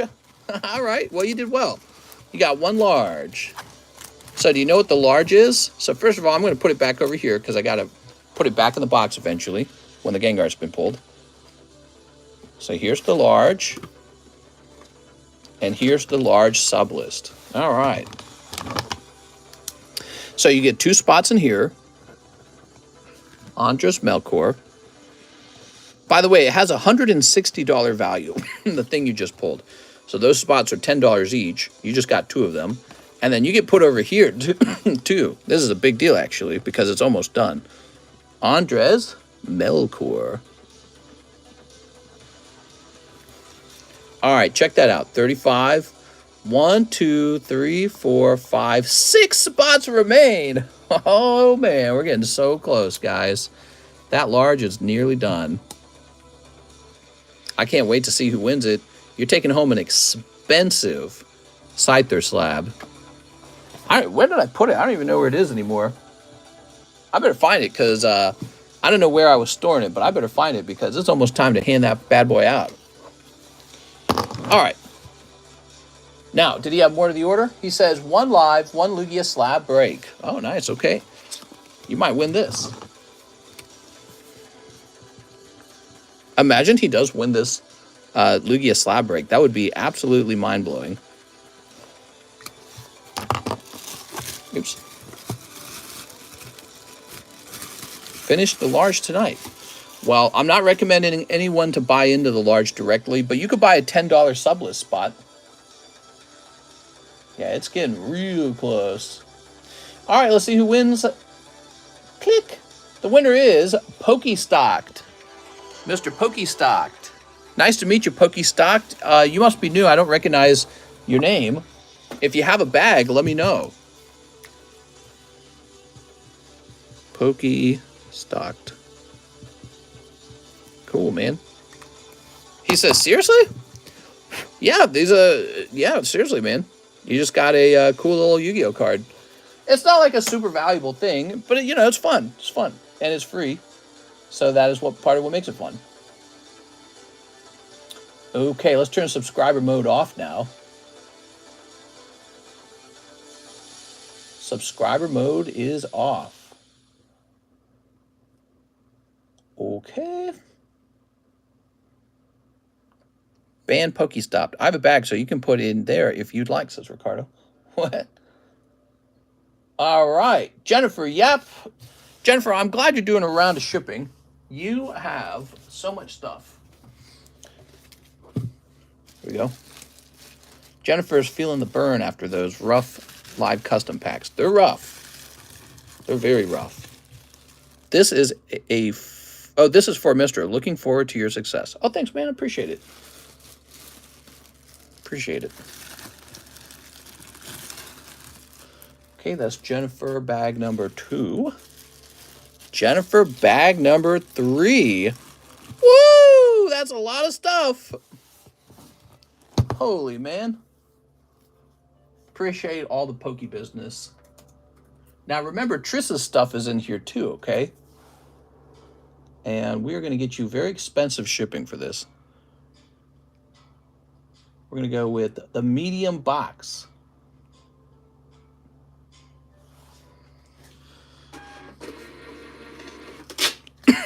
I think it's about time to go. Triss is part of it. Yes, Triss's stuff is mixed in with your stuff.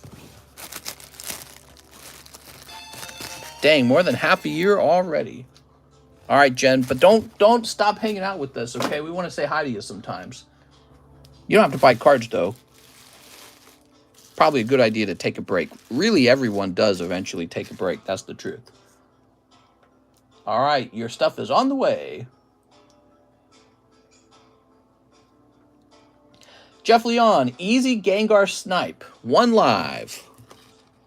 All right, here goes. Oh my God. Hey, you pulled a WEISS card, I think. Wait, that's not a WEISS card, is it? Nah, that's a Final Fantasy card, I think.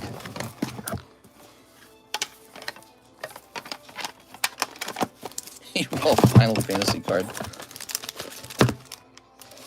Oh, you get a very nice one. You likely got this at a very good price. I probably didn't put it in the box for much because I just been discounting all my Final Fantasy cards. Check this out. So, Jeff, you pull this guy. This is EX Death. See how it says Hero Foil? So the rarity goes Hero Foil, then Legendary Foil. Legendary Foil is the most rare. Legendary Foil Full Art is probably the best thing you can pull, although I guess it doesn't matter if it's legendary or not when it comes to full arts. But check that out. What's cool about this is it's from Opus 1. Opus 1 is the starter set. It's like the base set box. And those boxes have gotten real expensive over time. So this is lovely. You got a pristine one, and he looks fantastic. I mean, honestly, I don't know what he's worth, but I would estimate, like, just based on the cost of the booster and grading and the fact they got pristine, 80 bucks maybe. There we go. It's harder to tell what the value of these are because there's not a gigantic market buying them like Pokemon. Pokemon is such a large market that everyone kind of understands the value of stuff. There we go. 2 triple beats. Everyone trying to pull that Gengar. I agreed not to restock the live customs until the Gengar gets pulled. All right, let's see what we got. Be nice if it pulled sooner than later. All right. Got a cold one and a cold one. Damn. 2 cold ones, Jeff. That damn triple beat. Nicholas Gertis. Start a fresh bag. 10 Lost Origin. 2 V-Star. All right, V-Star. V-Star is great. What's this Gengar everyone's talking about? There's a gigantic Gengar plushie in the live customs. It's super sweet. And it has not been pulled yet. Yeah, it's a nice little thing. How many spots until the slab break? How many spots until the slab break? Oh, like 14, I think. Okay, so he said 10 of these. So we're at 5. Oh, yeah, my hallway lights burned out today. We're walking in the dark to go to the bathroom. We got to get more light bulbs, fresh light bulbs. Here we are. What is this music? This is terrible. Give me some good music. Dungeons and Dragons, skip. Signed up for Synthwave. Okay, so that's 5, 6, 7, 8, 9, 10. There we go. Lost Origin. All right. What do we got? Here it is. Sneep. Sneep. Sneep. Get some sneeps in here. Sneep. All right, lots of sneeps. There we go. I wonder if Jen would be tempted to trade me her whole box for one of those plushies. Problem is, I don't know what's in her box. Here's Arcanine and Magnezone. Meh. Do I just order shipping through PayPal like a while back? Yes, sir, that's how it works. Ricardo Marquez. I remember you. I wonder where your stuff is. Ricardo Marquez. It hasn't been a full year, hopefully. I don't think it has. Pretty sure it has not. Probably close to a year, though. Here's Cascoon. Ricardo Marquez. I'm a Ricardo. We actually moved to a new house. Did you know that, Ricardo? I'm in a new home, so everyone's stuff got moved around. And you were kept... If you had a bag, you probably had your own box. Did you have your own box? I don't remember. You probably have slabs, though, I bet. Bet you got slabs. Here's Jinx. Almost a year, he says. Here's Bonnet. All right. There we go. We're doing a cool Lugia slab break tonight. You should ship in and grab a spot in there. Who knows? Maybe you pick up the Lugia. That'd be pretty wild. Here's Del Fox. Transition, yes, had a box. So you had a box. There's a Ray Satarsky box. I'll have to look around. I probably pushed it somewhere way in the back or something like that because, you know, the longer time passes, the more I decide something's just sitting and taking up space. Yeah. So you're saying you had a box, huh? You got me looking for it before you've even ordered the shipping. All right.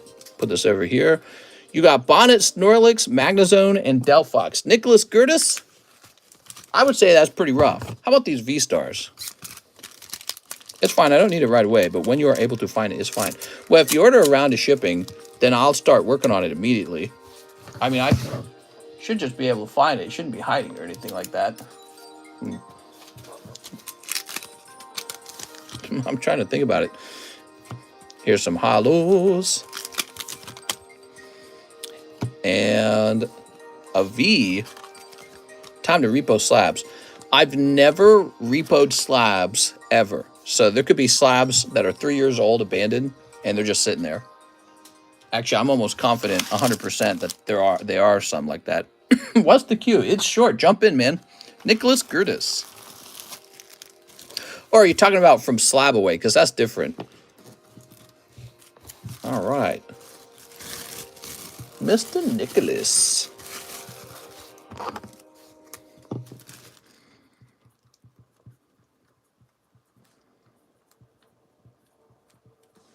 And it's going to say 3.23.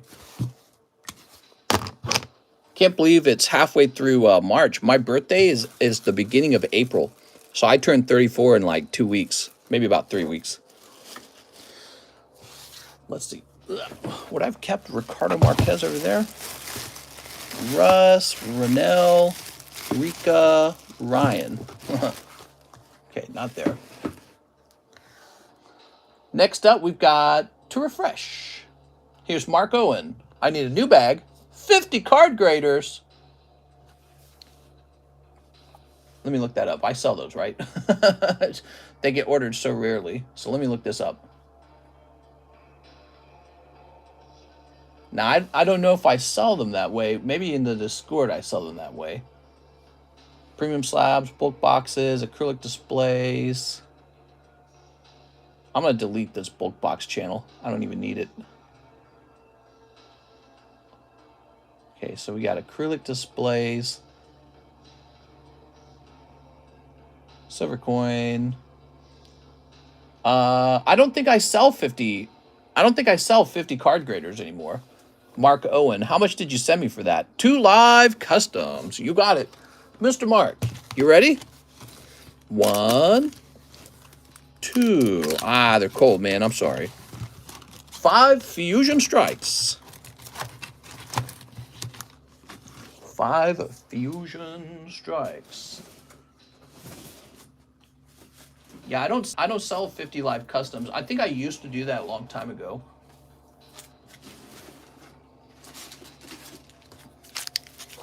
It was supposed to be under Chris Raucci, not Mark. 1, 2, 3, 4, 5.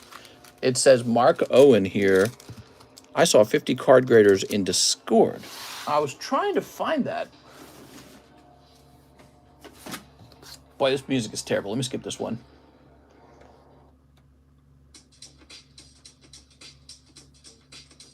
Oh, here it is, card graders. Include shipping already, 50 card graders. I'm going to remove that, but I'm going to get you the 50 card graders you ordered.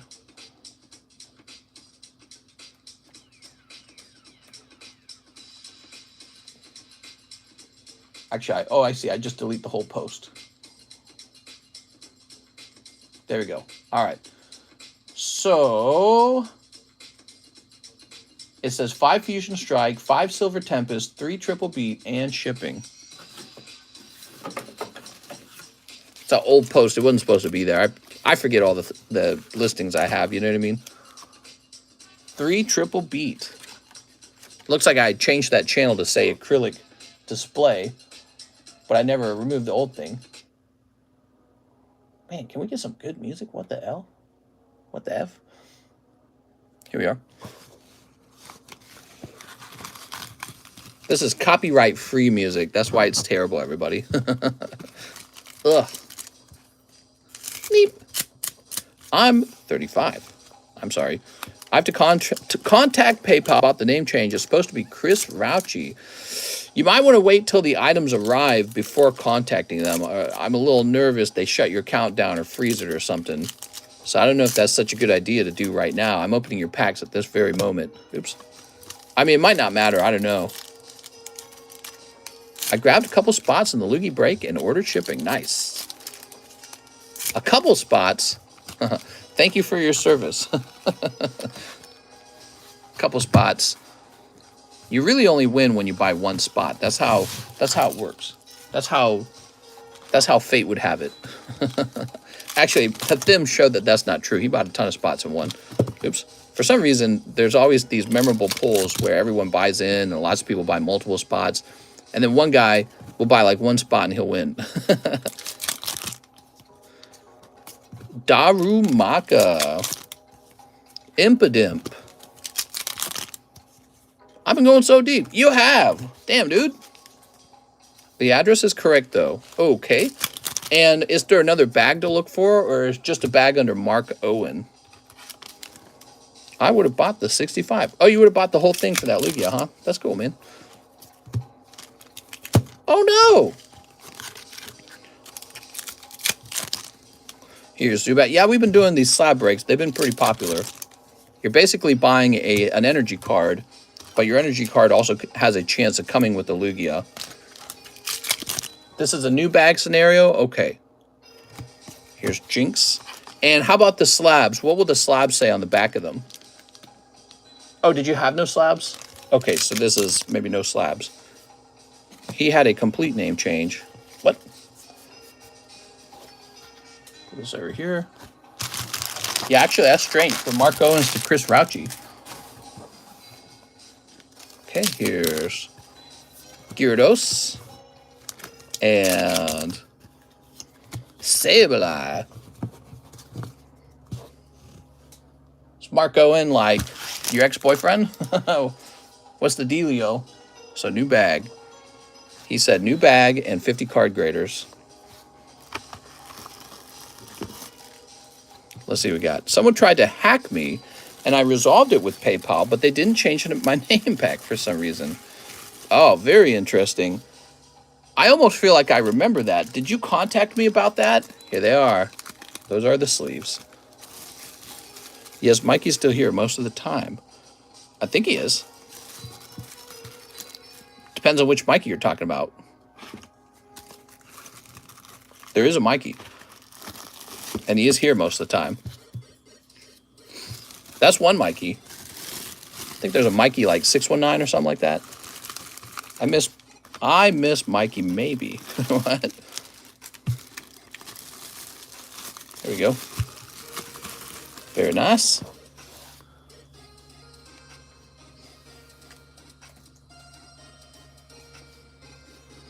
Okay, let me get in there and grab your address.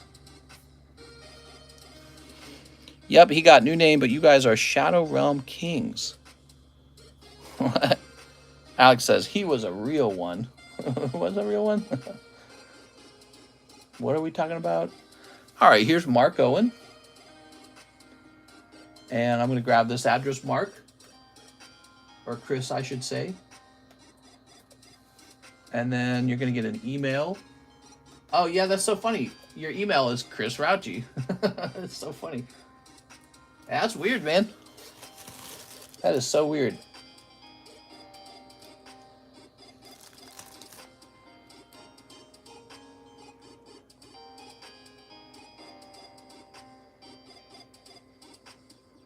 Okay. Ah, does not like the address. So Mark Owens, it's rejecting the address. It's suggesting there should be more to the address.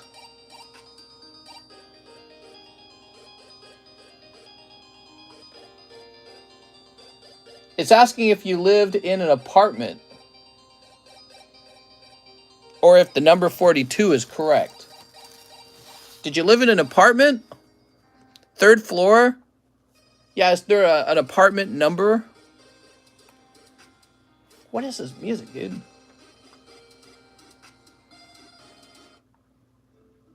Ricardo says, please now. Preferably. Ah, okay. Apartment 3. Perfect. That is what was missing. You might want to update your PayPal. That's critical information. They gotta be told that on the label. Do it. I did that weird double label print. I don't know why it does that sometimes. Okay.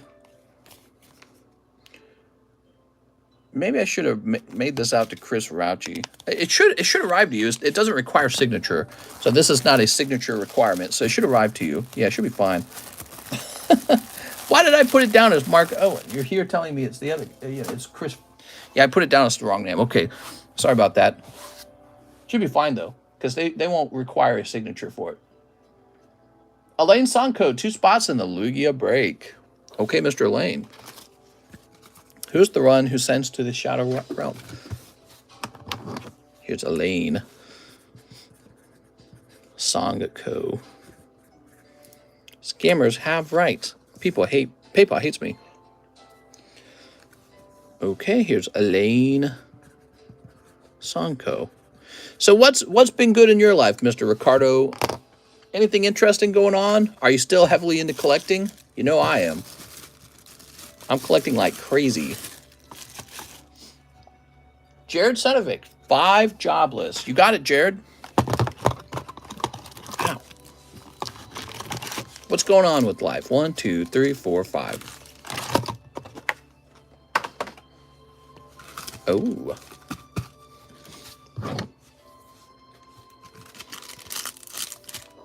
Beep. Sent ZELLE for Lugia Slab Break entry. Thank you very much. Actually, I saw it arrive, but we got to go in order of purchases, okay? So it might have filled up before we reached you. Been good, started a new business, so collecting has been put aside for a bit, but slowly getting back. Oh, very cool, man. You started a new business? What kind of business? Don't tell me OnlyFans. You got Warrior of Superb Race, Ruijerd. He's a gaifu. Blech. Sorry, Jared. All that digging just to get a gaifu. I'm a mod, says Purple Urkel. I don't think you are. All right. Here's a Holy Hoochie Mama card. Do we keep all Star Wars cards from WEISS? No, sir. But, you know, if I see like a Darth Vader, I typically throw that in. Only pans? They sell pans. Has to do with the feet. I know it! There we go. Is Triple Beat in? Triple Beat is in. I have sold off quite a bit of it already. Okay, Mr. Jared, thank you. Jesse Salinas, 1 TCC bulk rate for Starmie V, 1 Astro Radiance. I have a baggie. You got it, Jesse. Off-road customization shop. That's really specific. You mean like 4-wheelers and stuff like that? Here's Rowlet. Remember when I was mod, says Mikey. Sigh. started it with my brother since we're both into it. Oh, that's cool. Very neat, man.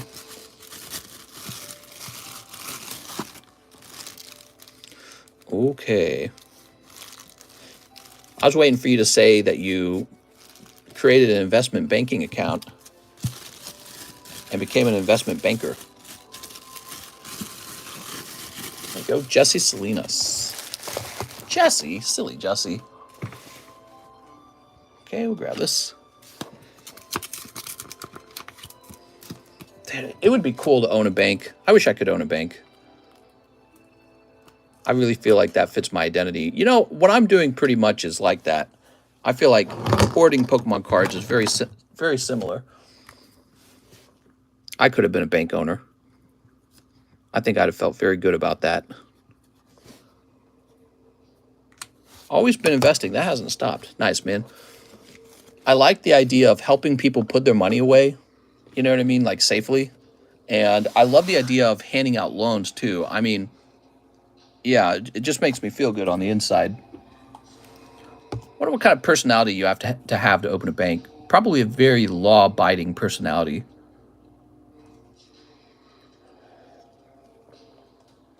I don't know, actually. That could be wrong. Okay, Jesse, it's done. Let's see who's next. We're jumping over to Zelle's now. Okay, Christian Abiagu. I'll probably say your name wrong. Christian, you're going right in. What is this music? This music's ridiculous. I just like money working for you while you sleep. Here we are. I got 7% on my mortgage, so it's more like the other way around. I'm working for somebody else, right? 7%, that's a lot. I gotta pay this house down. I gotta stop buying Pokies and pay this house down. Here's Jigglypuff. Here's Giratina V-Star. We've got Garchomp and Houndoom. Very lovely, very lovely. Okay, Sereno Villarreal, towards my SLAB-AWAY. You got it, Sereno, $24. Wheels, tires, suspension, lighting, etc. So Sereno. Oops, I'm in the B's. What is this? Slow it down? Skip, dude. Give me some good music. All right, so Sereno. 216 minus 24, right? 216 minus 24. 192. Oh, this music, man. Sereno is done with that. And now we move on to Chandelier.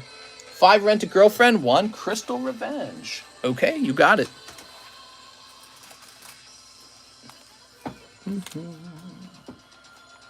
Copyright free. It's pretty dope, says Ricardo.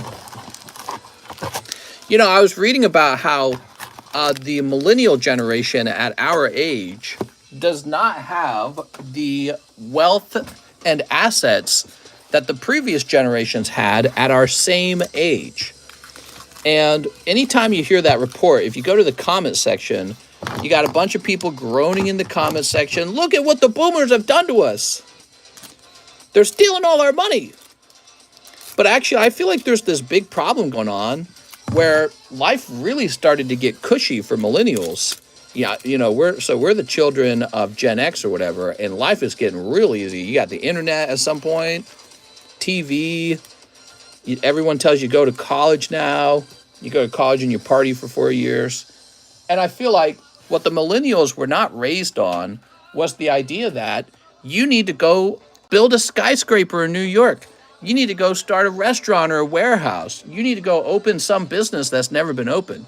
So I feel like there's just this tiny percentage of millennials that go out and make businesses. And that's what our parents and our grandparents were doing. They were out there starting the companies that exist today, especially our grandparents' generation. That's why they have all the wealth now. So we complain about, oh, well, we don't have enough money. All right, well, turn around and open a freaking restaurant or something, you know? Turn around and open something. You don't want to. You just want someone to provide you an already existing job. You want somebody else to build the business and then just hand the wealth over to you. It doesn't work that way, you know? It just doesn't. You got to go contribute something difficult to society. You got to go all in on some big risk, or do some kind of job that requires you to work 60 hours a week until the business is established, and then you can retire wealthy and young, you know? But you got to go do that. And our parents, my parents including, didn't tell us that. They just said, go to college. Go to college, go to college. You got to go to college. They should have been tapping us on the shoulder saying, go to college so you can start a business, or just go start a business. Go to college if you need knowledge for that business, you know? Open a restaurant with 0 knowledge. Never thought of that. Well, you know, you get a job, you get a starter job, but then you save up, and then you get a partner, find somebody who's passionate about food, and the two of you both have your savings. You go to the bank and you say, we have a business plan and we want to open up a restaurant. And the bank says, where are you opening it? And you're over here. And so you get all your investment money together that you can. You get your loan from your bank. You lease out a building, and then you buy some equipment and you start the business. You make it sound like it's impossible. Look at all the immigrants who come over here and successfully open, like a Mexican food restaurant, right? There's like 4 of them here in Camdenton. And yeah, you're telling me they can do it, but you can't. Well, they got a better mindset, a wealthier mindset, because they come out here and they go, we're going to start a business. But Americans are grown up on this idea that you're going to be passive. You're going to open this book in school and be told what to learn. You're going to open a book in college and be told what to learn. You're going to sit in a chair and listen to some fat old balding guy talk to you about ideas. You know, that's great. And then you get a piece of paper that says you're really smart. In the meanwhile, the immigrant comes in and starts a freaking like alcohol business and gets, you know, he turns into a millionaire. And then everyone's like, oh, where's the money? Where's the money? I thought I was going to get rich. No, because you got a job. You didn't start a business. You need to go start a business. And it's a pity that parents are teaching it, that you just need to go waste all your money in college on like a business degree, when the right plan is to go learn everything you can on your own for free and go straight to opening that business as soon as you can. You know what I mean? That'll actually make you rich. All right, Shendley. 1 new full art. That's my feelings on it. I feel like I'm living it. Ooh. And I feel like I learned how to run a business from my dad. And not everyone can do it because they don't want to. But then they're angry if there's not enough wealth. Shandily. I just want Mr. to look at me like the way he looks at his pokies. Mr. needs to retire. My uncle took my grandpa's wealth when he died. He had like 4 different accounts stacked with cash. Now he's a broke loser, says Nukes. So Nukes is making a good point. He's saying if you take a lot of money and you give it to somebody who's financially dumb or illiterate, if you want to use a fancier word, it doesn't make that person wealthy. They find a way to waste it. And this is exactly why socialism never really works. If you can think of somebody in your life who you know is really bad with money, you can typically guess who needs help with money. That person does. But if you actually give them money, what do they do with it? They just kind of toss it in an abyss. They make it all disappear somehow. It's almost wild that they can do it. I know people like that. I know people like that right now. You can give them a lot of money. They will make it all disappear somehow. And so it's like, if you're talking about the efficient allocation of resources, oftentimes the least efficient allocation is to give the money to the poorest people, because they're that poor, because they don't know what they're doing with money. So what they need is education. And that's the first step, is education. Education first. That's the change that will actually help and end poverty. Giving people a lot of money doesn't solve poverty. Actually, Africa's a great example of that. The whole world, feeling sorry for Africa, has sent Africa billions of dollars over time, and nothing's really changed over there because they didn't develop a way to economically grow from trade and merchandise that they build and technology that they build. They didn't build all that. So you can just give them money, but they can just spend it all and then they're broke again. So the real solution is always to make somebody productive and financially intelligent. Charity doesn't really solve the problem long term. It puts a Band-Aid on it. Socialism's just organized charity. It's all it is. Or you could even call it forced charity. All right, here's what we got. So, oh, sorry about that. Mr. Nicholas Carolexis. 2 more banks are failing. Oh, no. Money really can make you happy. Money buys cars. Cars make me happy. Yeah, I would argue money buys you a stable relationship. Money is one of the reasons relationships fail. The stress of not having enough money makes you fight more. Like if you were just rich, you just wouldn't fight as much in your relationship. Money makes a better nest. You could buy a bigger house and then your girlfriend is impressed with you. You say, I could really have babies here. Money does buy health care. Health care means when you have needs, you can get them taken care of and live longer. So money is often demonized, but it's actually one of the best things because it's the measure of prosperity is what it is. There's enough resources to take care of all the problems. So being good at producing goods and being good at managing finances is the mark of an advanced country. Nicholas Carolexis.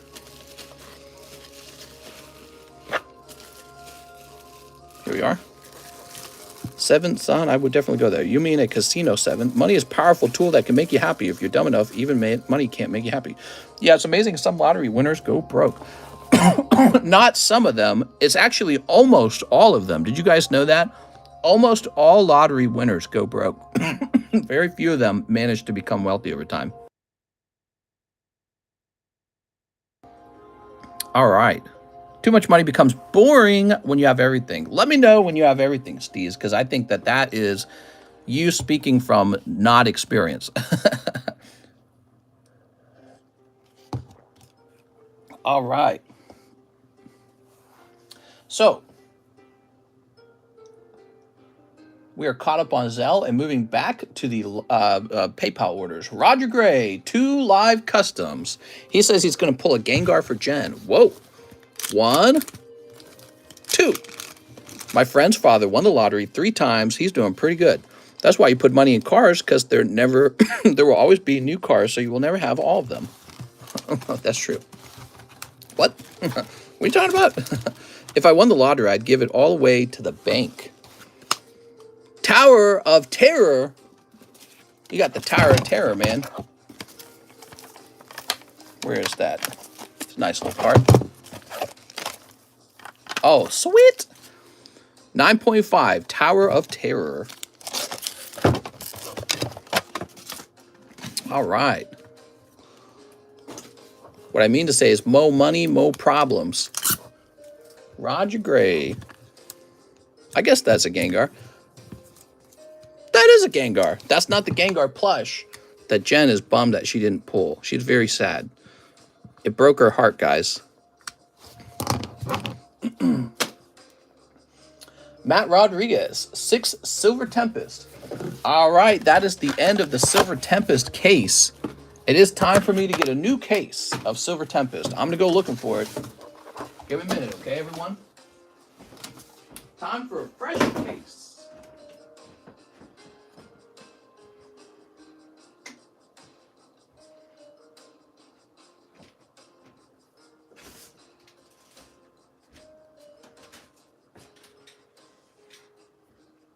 What do we got over here?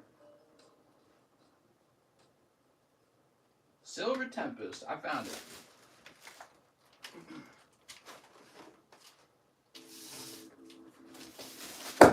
Oops.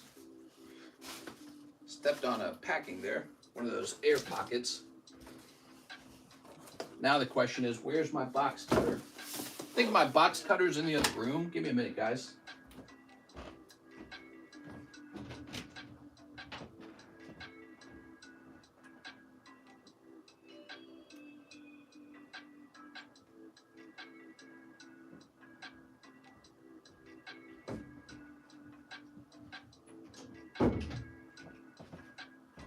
All right.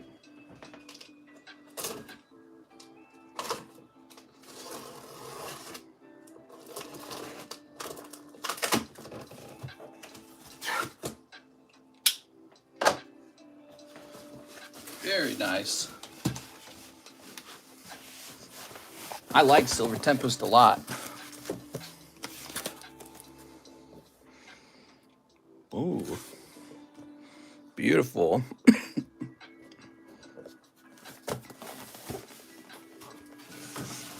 Very nice. That's some good shit, man. Jigglypuff. Kangaskhan. Sandshrew. You see a lot of Topps cards here.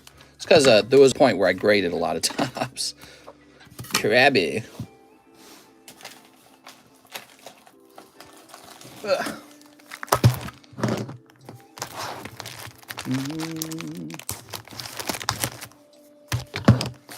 Can someone mod me, please? Can some mod please send me to the Shadow Realm? Here's 6 Silver Tempest. 3, 5, 6. 6 Azure Lane. No bulk. I have a bag.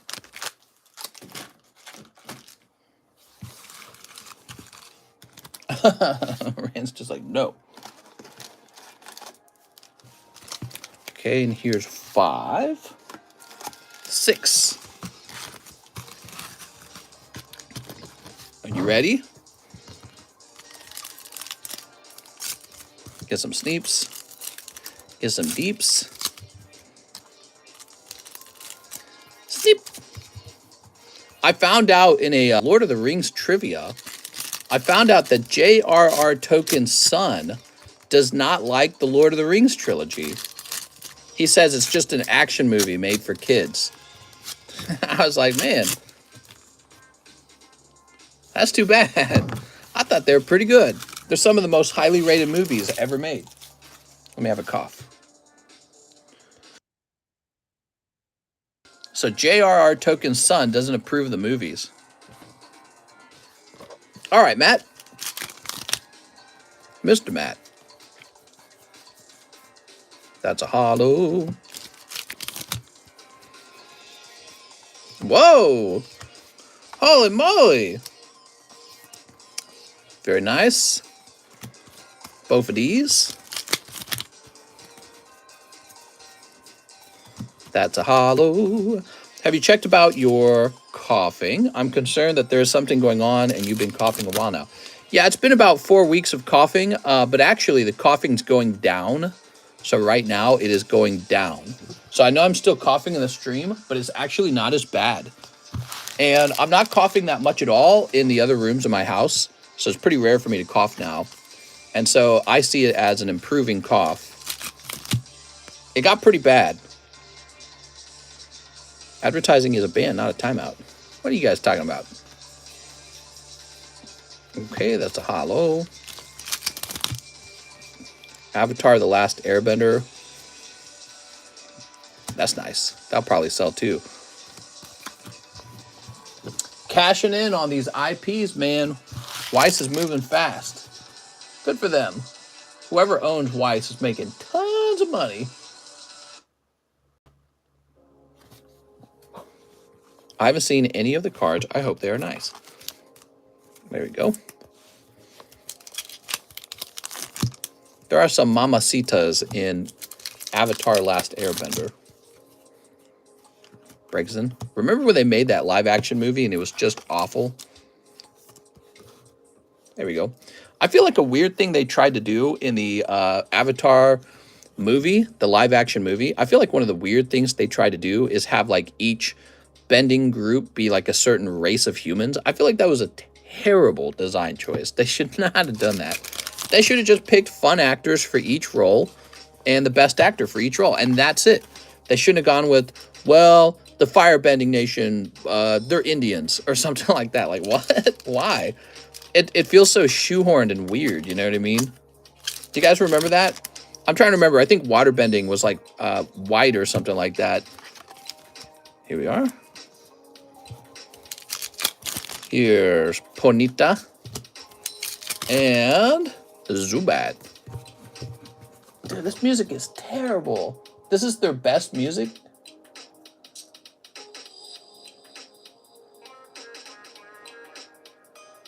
Let's jump over here. Whew. Yeah, so they had like these weird rules about the race of people and what they could bend. It was very strange. And I just felt like it didn't feel right. All right, Matt Rodriguez. He says, no bulk. I'm stealing these hollows from you then. Mr. Play Quips music. I don't think she's uploaded it. Mr. Matt.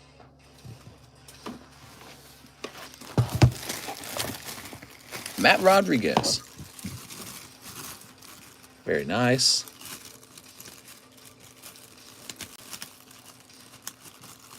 Oops, come on now.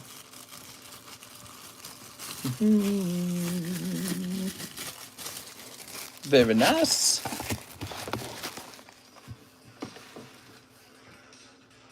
Tris Yap returns. 5 violet, 5 triple beat. Hope you're having a good day. What's up, Tris? So 5 violet, 5 triple beat. Get you that triple beat. The scene where it takes 10 earthbenders to move a tire-sized rock that lazily floats through the air is the best part. God, that was such a bad movie. All right, Tris, easy. 1, 2, 3, 4, 5. Tris, I'll create your own bag for you if you'd like. You have some cards being shipped to Jen right now, though. Jennifer. T-Y. How's it going, T-Y?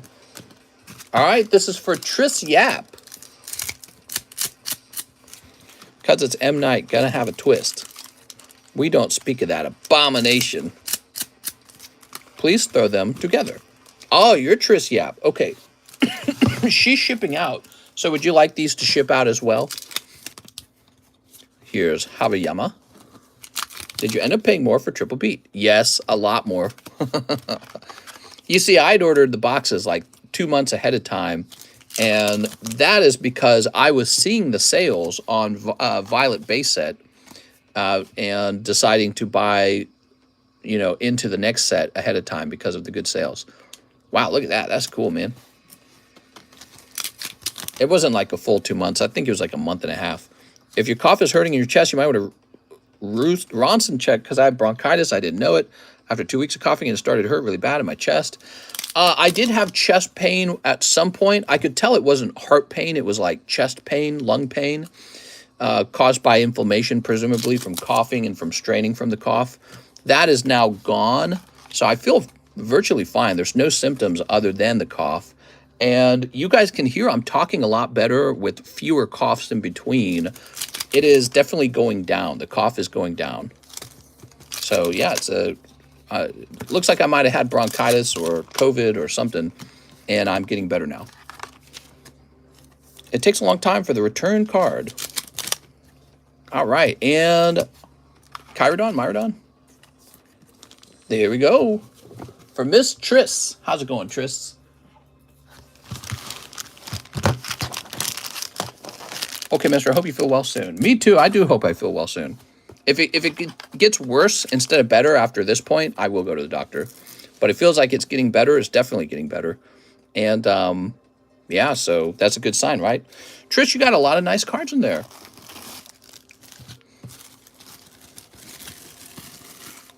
Okay, okay, we'll say Trish Yap right here. The frequency of coughing is actually way down, as you can tell. There we go. And now this goes into Jennifer's box that she is shipping out right now. Whew. Reaching really far for that. What do you do with the bulk? We blend it, turn it into a pulp, and then we create top line toilet paper out of it so you can wipe your butt with Pikachu.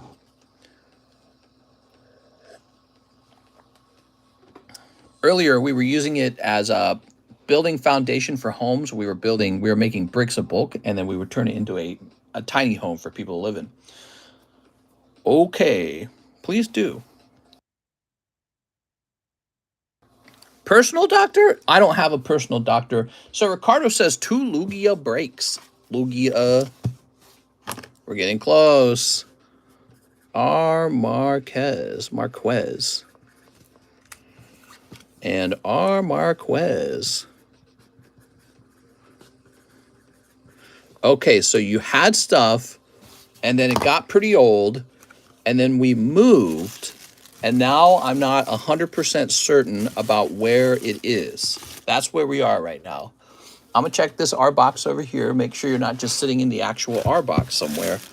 Roger Gray, Robert Brown, Ryan, Ramiro, Ryan Oshner, Robin, Retro, Rancher. So you're not in there. Let's check all the R boxes all the way to the back. We're gonna make sure you're not just in one of the R boxes, but I don't think you are. But I actually don't remember what card you had over here. See, I don't have a memory of it. Ah, the R box, best box. I don't have a memory of what cards you might have had over here. You probably do have slabs over here, though. Okay, it's always inflated closer to the drop through, man. Put this over here. You say you got stuff after the house move and have your own box. Okay, I should stop doing this and look for that box then. So give me a minute. Might as well finish it since we're so close. Roberto Bahena, Rebecca Dobson. Okay, so I'm looking over here now for a Ricardo Marquez. There's a Raphael, Ivan Ray-Satarski, Wilder. Let me check up here.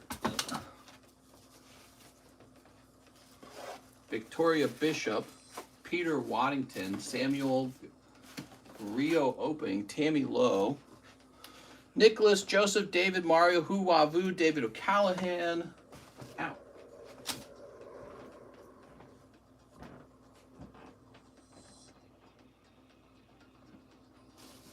Oh, that's an old box that Alex sold me. Oh, did I just find, what is this? No, I thought I found some other thing that I've been looking for. So you're saying you had a box.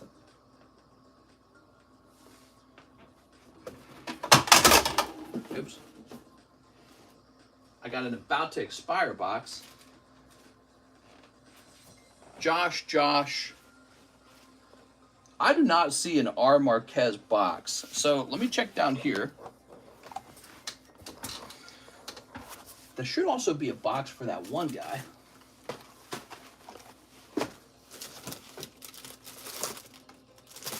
Yes, there's another guy who should have a box, and I'm not seeing his box either. So I wonder if your two boxes were with each other. So I need to go check in another room for your box. Oh my God, this wire's gonna pull the camera down. Let me turn the music up for you, even though it's bad music. I'll be right back. One last look at this. All right, so I don't see it there.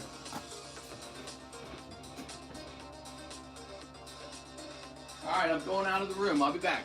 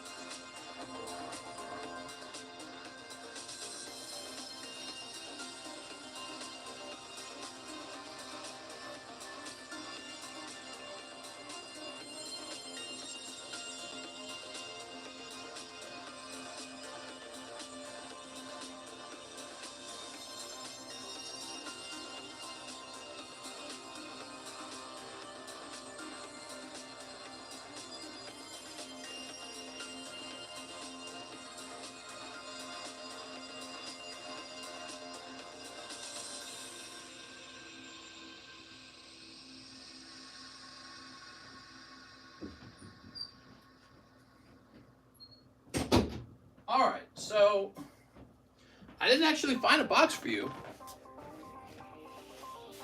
I found the missing Eddie Perez box. So he was out there. But down here, what do we got down here? Yu-Gi-Oh card shop.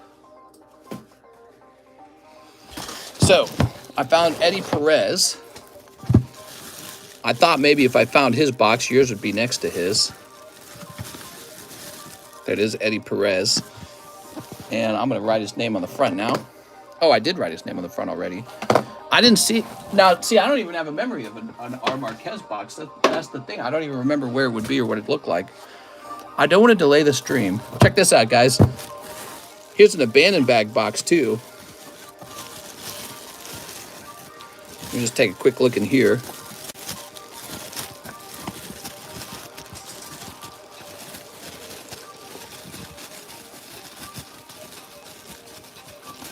All right, those are all B's anyways.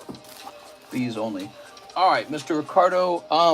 So if you have a box and I'm just having trouble finding it, there's a chance that it is still packed up.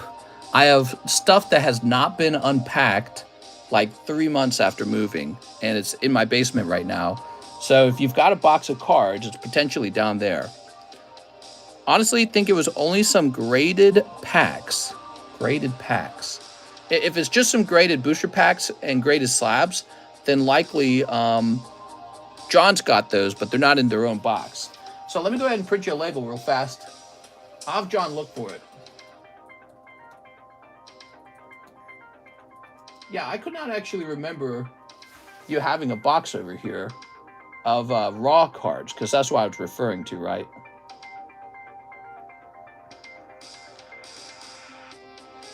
Okay, let me go ahead and print this. So I'm printing you a label, and I'm going to leave instructions on it for John to look for anything you might have down there. So we'll get that moving. And in the meantime, I'll keep my eyes open for any like bags or boxes we find with your name on it.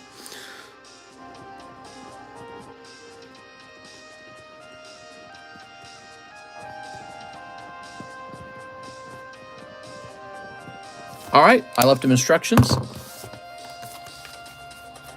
He says, I think it was only some graded packs like Evos and Ancient Origins. Thanks. All right, so I created a label and told him to look for graded boosters. And good. So now we just want to know, how close do you guys think we are here? Let's see how close we are. You ready? Here, let's split these up. 1, 2, 3. 1, 2, 3, 4, 5, 6, 7, 8, 9, 10. So there's 10. 1, 2, 3, 4, 5, 6, 7, 8, 9, 10. That's 20. 1, 2, 3, 4, 5, 6, 7, 8, 9, 10. That's 30. 1, 2, 3, 4, 5, 6, 7, 8, 9, 10. Okay. 1, 2, 3, 4, 5, 6, 7, 8, 9, 10. That's 50. 1, 2, 3, 4, 5. So we're at 55. We're 10 spots away. 10 spots away. So I'll make this say 55 on it. So I don't have to recount it every time. And then we'll put this in here like here. Right, like a divider. All right, cool. Excuse me. All right, so turn this music back down. This music's just okay, to be honest. Sorry for making you have to listen to that.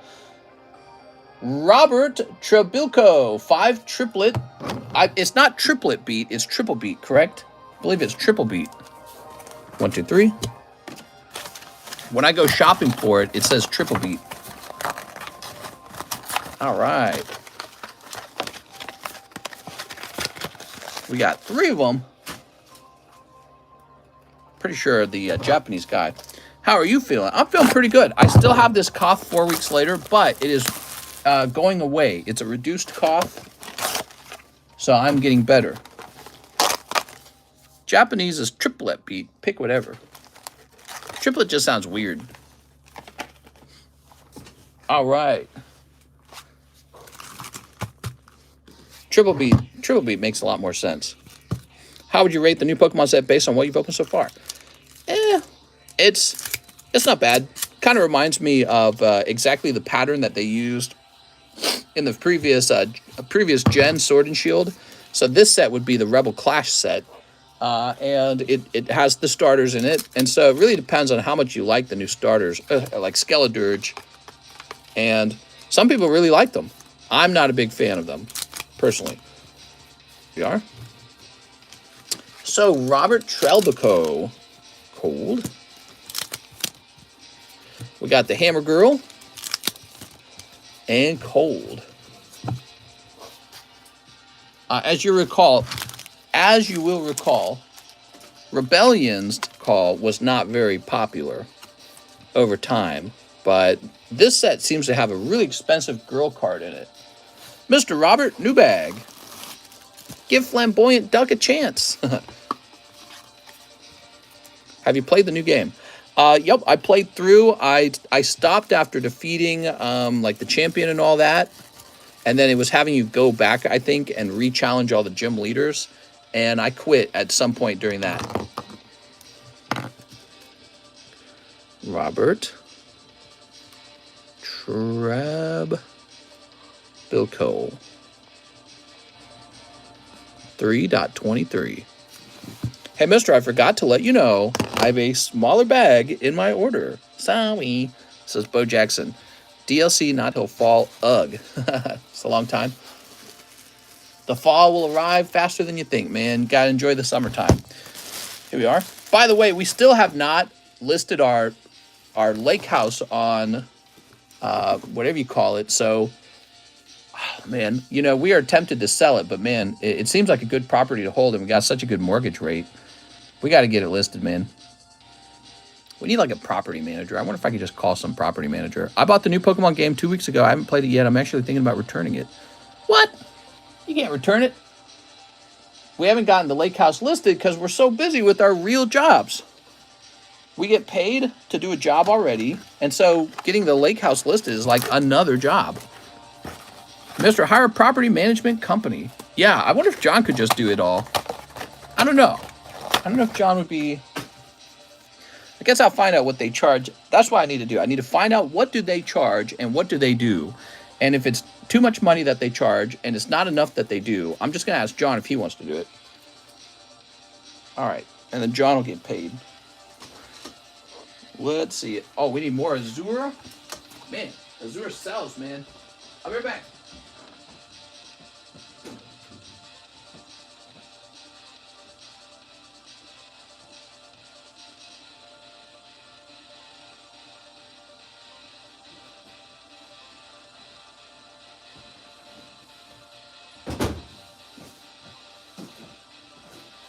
Azura is a top performing set.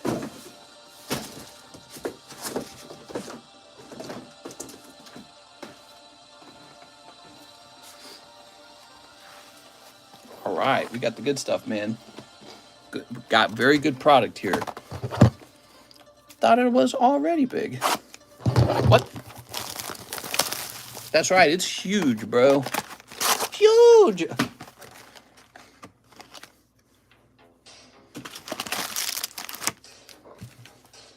He loved to bigger house for better sex. We do have better sex in the big house. I think that getting a big house made my wife feel more sexy. I think that is a real thing. 1, 2, 3, 4, 5, 6, 7, 8, 9, 10. The other house was stressing her out. There wasn't enough privacy. There wasn't enough room. Think of all the Pokies you could buy with the extra income. Or have your wife retire and manage the property. Yeah, maybe. Okay, here we go. Oh, he needs a live custom too. Are you ready? So let's pull that Gengar. I said I wouldn't restock the live customs until the Gengar plushie is pulled. You gonna watch the new Mario movie? I probably will. When did this new house happen? I thought you were still at the lake. I am still at the lake. I have an even better lake house. I upgraded. This new lake house is twice the size of the other one. It's huge. It's really large. It's nighttime, so I can't show off the lake to you. I wish I could. It's this lake house. I got it for about $500,000. Personally, I think it was listed wrong, and it's like $1 million home. And I know that sounds stupid. That's what everyone says about the thing that they own, right? People talk up the value of what they own. I really think that's what this house is. I shop the real estate market like every day. This house was being sold by people who don't live here. Their mother had just died, and they just wanted to get rid of it. And so this is a lake house with a flat lot. It comes with an additional lake house lot as well. So you can build a second dock and a second home. And those are worth about like $150,000, especially if it's a flat lot like this. Flat lots are extra valuable.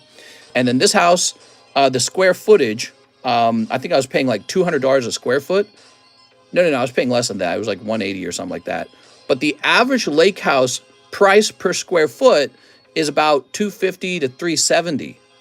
And so I paid way under that for some reason. They just didn't list it very high.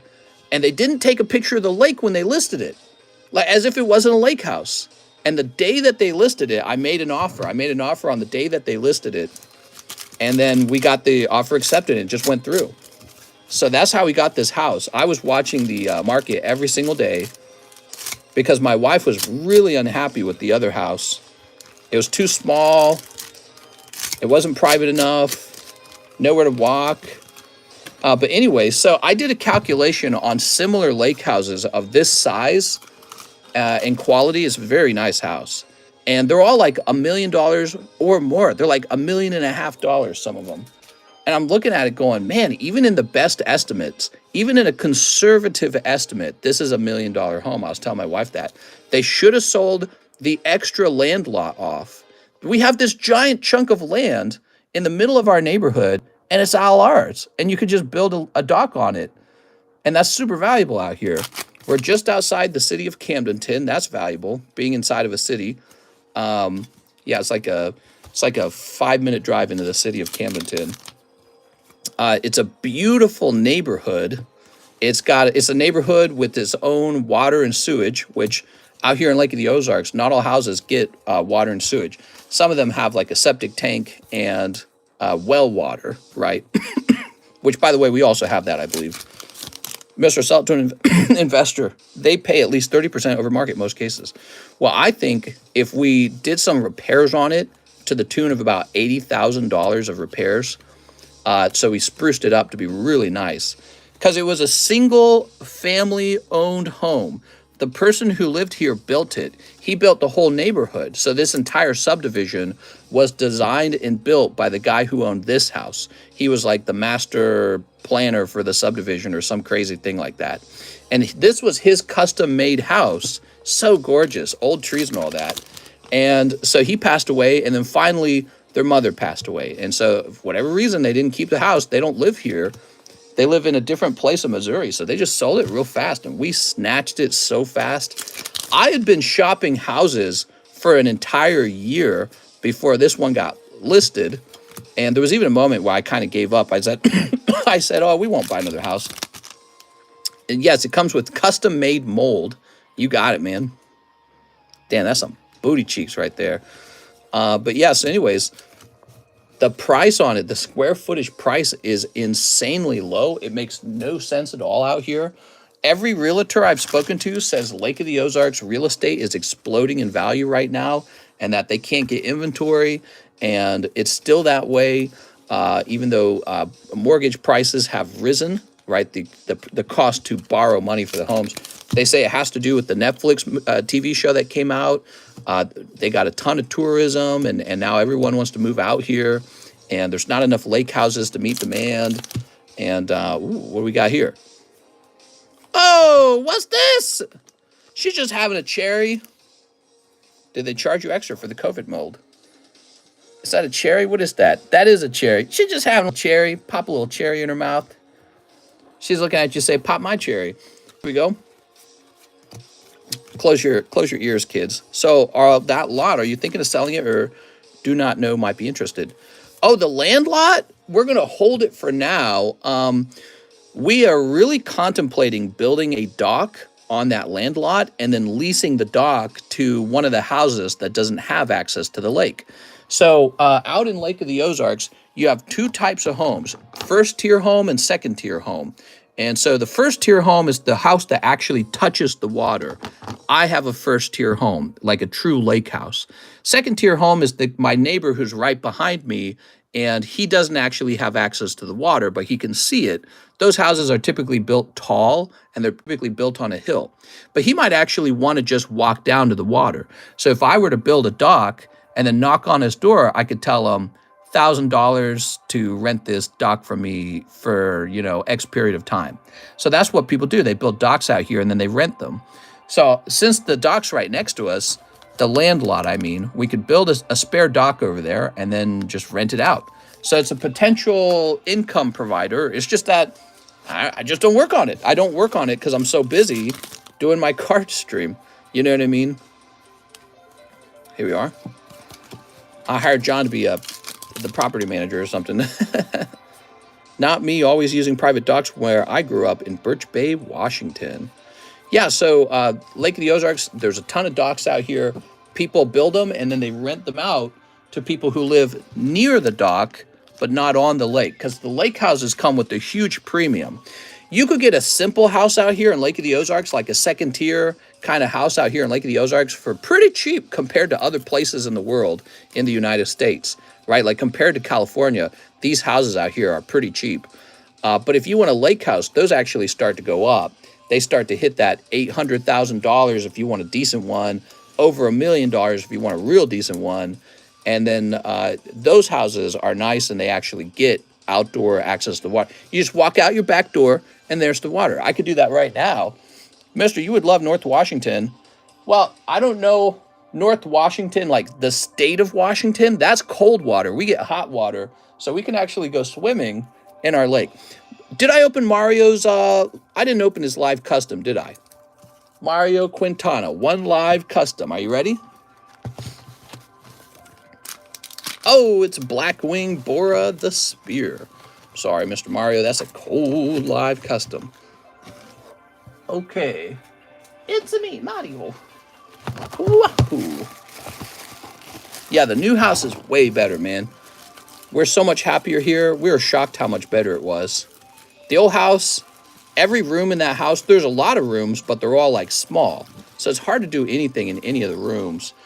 And then it's just a much smaller home. It's literally about half the size. Good point, LMAO. The lakes are cold as hell until summer. Well, the lakes are cold out here too until summer, but during the summertime, the lakes get really hot. So over this way, ignore my shorts. Oh, hey, these are my wife's glasses. What are they doing in here on the floor? She's probably gonna want those. A whole lot of stuff in here, man.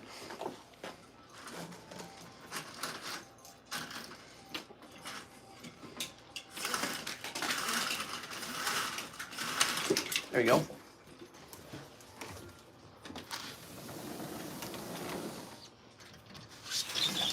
Do I got an outdoor light? Oh, yes, I do. Here we are. I don't know if Mr. Marquez is still watching, but here it is. It's too dark to see anything. Look at this big, beautiful tree. So nice out here. The air feels wonderful out here. Look at this giant so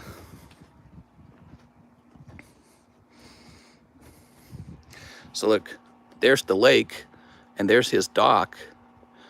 You see all those blue dots in the background? Everyone's docks have a blue light. That blue light right there is my dock.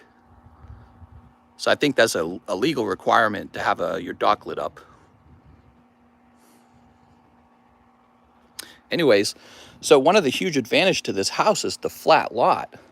If you look, it's just grass down here. We come down this one set of stairs and then there's the grass. And so that means that we don't have to climb down a heavy hill to get to the water.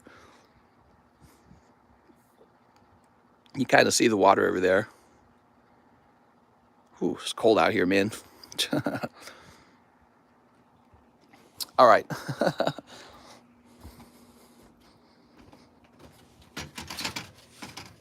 Whew.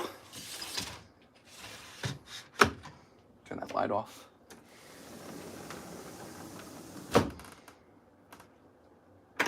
Lock that door. Beautiful out here. Look at all that.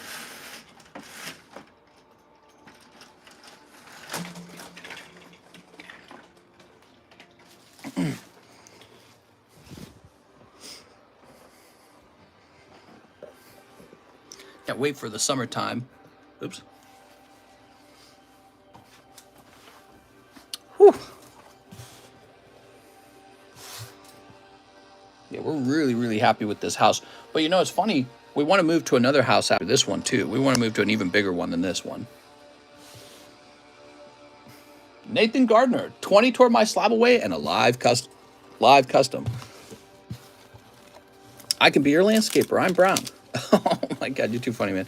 You you can't, because then you take it away from Mr. John. I think John likes to work on lawns. I think he just naturally enjoys it. I catch him, like, instead of working on the cards, he'll be outside, like, doing sticks or something. All right, Nathan Gardner. I don't blame him. It's nice outside. Being inside too long is bad for you.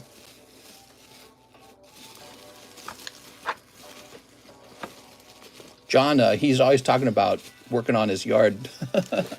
I'm like, wow, that's very different for me. I never work on my yard.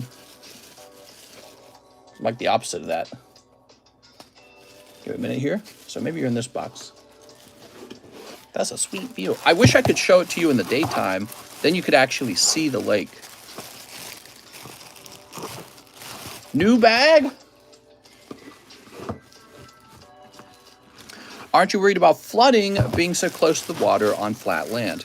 So this is not like a true lake. It's not like a true river. It's a dam. And so if the water rises, they can just lower it.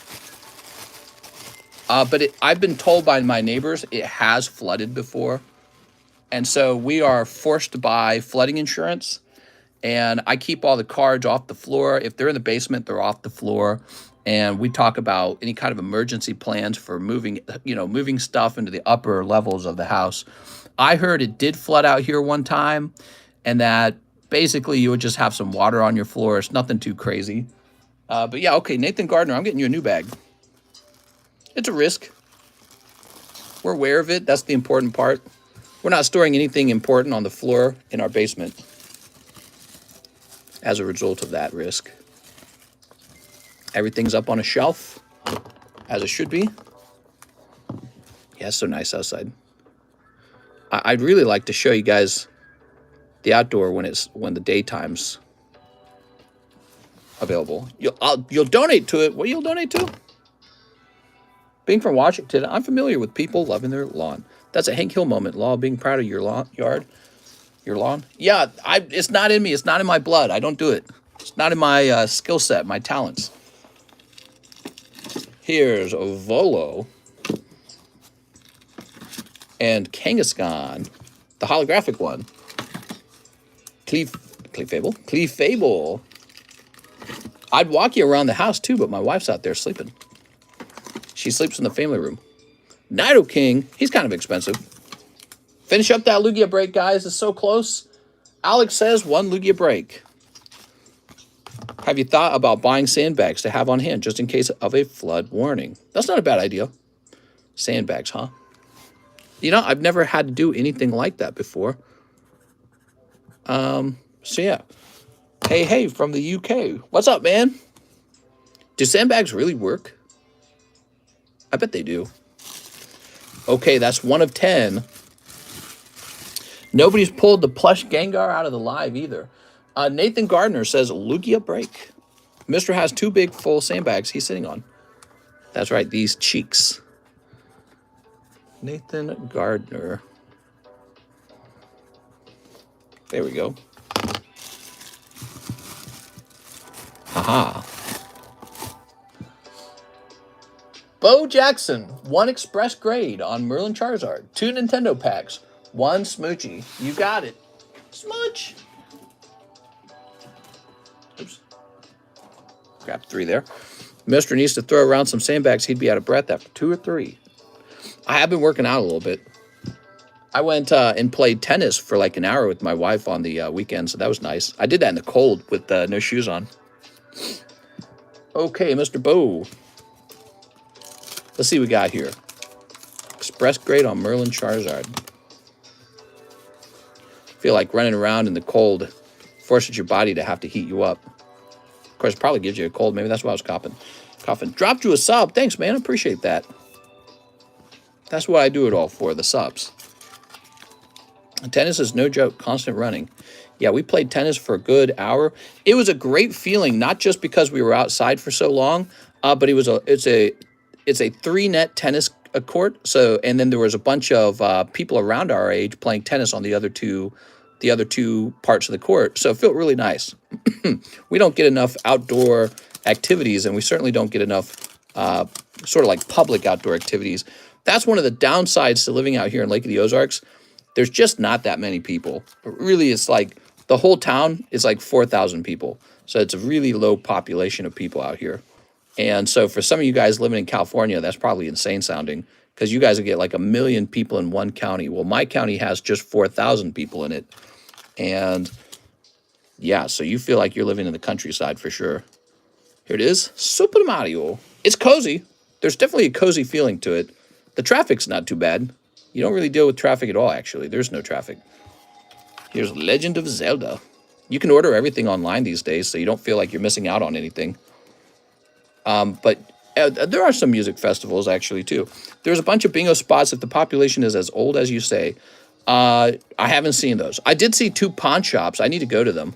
I've never been to them. I think that'd be fun to go to a pawn shop. All right, Mr. Bo, you got this Legend of Zelda and this Super Mario. You got to grade these, man. These are really nice. You guys, if you've never opened the Nintendo Topps packs, they're on the menu at the bottom of the menu. Look at this. They used to cost 25 cents. Go open these. These are fantastic, man. All right, Bo Jackson. Good stuff, man. Let's find your bag. Very popular. One day I will be sold out of them because they are an out-of-print set. They're from 1989. And I will just be sold out of them one day. You think you live in the country, we can't even get anything delivered. Where I live, population is 1,400. There you go. So you're, well, the place we moved out of had a population of 900. So we moved out of a place called Lori. And part of the reason we didn't like Lori is because it was so scarce. It was almost scary feeling. Like there were no lights anywhere. There were no lights on any of the streets. There were no people except for old people. All right, let's see. Oh, Bo said he had a small bag, right? I'm looking for it. Birdie Bo. Right here. That's not a small bag. You got a decent sized bag. There it is. Merlin Charizard. Got some hollows in here. Got some nice stuff. Just sent over an express grade for those. Perfect, man. Let's move in. There we go. Yeah, it sucks not being able to have stuff delivered out here like some pizza. Oh, yeah, we do run into that. Like, there's no KFC. No cable internet. What? No cable internet? So what, you're only doing like radio or satellite or something like that? All right, here we are. Beautiful. Lugia slab done. There's 8 spots left on the Lugia slab.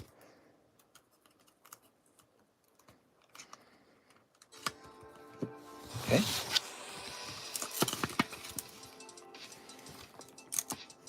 How much would Dendra from Triple Beat go in a 10? Who knows, man? A bazillion. Why are people even simping over it? It's just a girl card. There's going to be so many of those in the long run.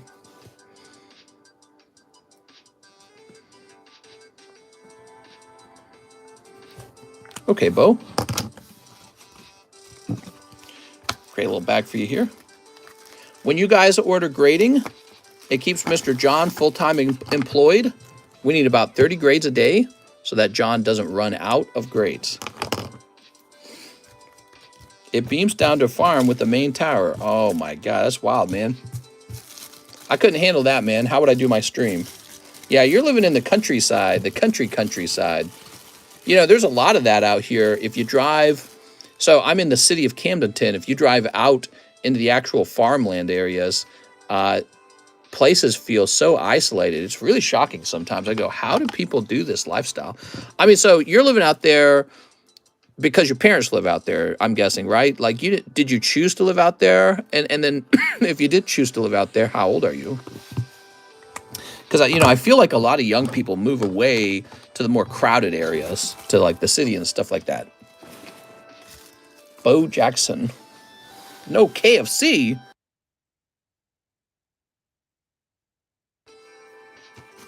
All right. One smoochie. Smooch. Let's go ahead and check on these ZELLE orders. Popeyes is better than KFC. General Mills ×5 for Michael Ragonin. Here you are, Michael. Japanese waifus are the reverse of American gaifus. What? I'm not a fan of Popeyes. I actually, so if it's Popeyes, KFC, and Chick-fil-A, I actually rank Popeyes the lowest. Every time I order Popeyes, not every time, let's say every other time, I eventually run into some sort of abomination chicken, and it's like trying to bite into plastic. It's almost like their chicken's been injected with something, and sometimes it's been injected with something bad. And so I've given up on Popeye's chicken because of that. Now, I had the Popeye's chicken sandwich. What's good about the sandwich is just how juicy and large it is. But actually, I started to realize it's really just got a lot of mayonnaise and stuff like that on it. A lot of bun, a lot of mayonnaise. When I go to a chicken company, what I really want is the chicken itself. Actually, the KFC Double Down sandwich is like the epitome of what I'm looking for, if that's the right word. I'm looking for the meat. I don't care about the bun. I don't care about the mayonnaise. I don't care about your tomato and lettuce. Give me a good piece of fried chicken. And so I had all of the sandwiches.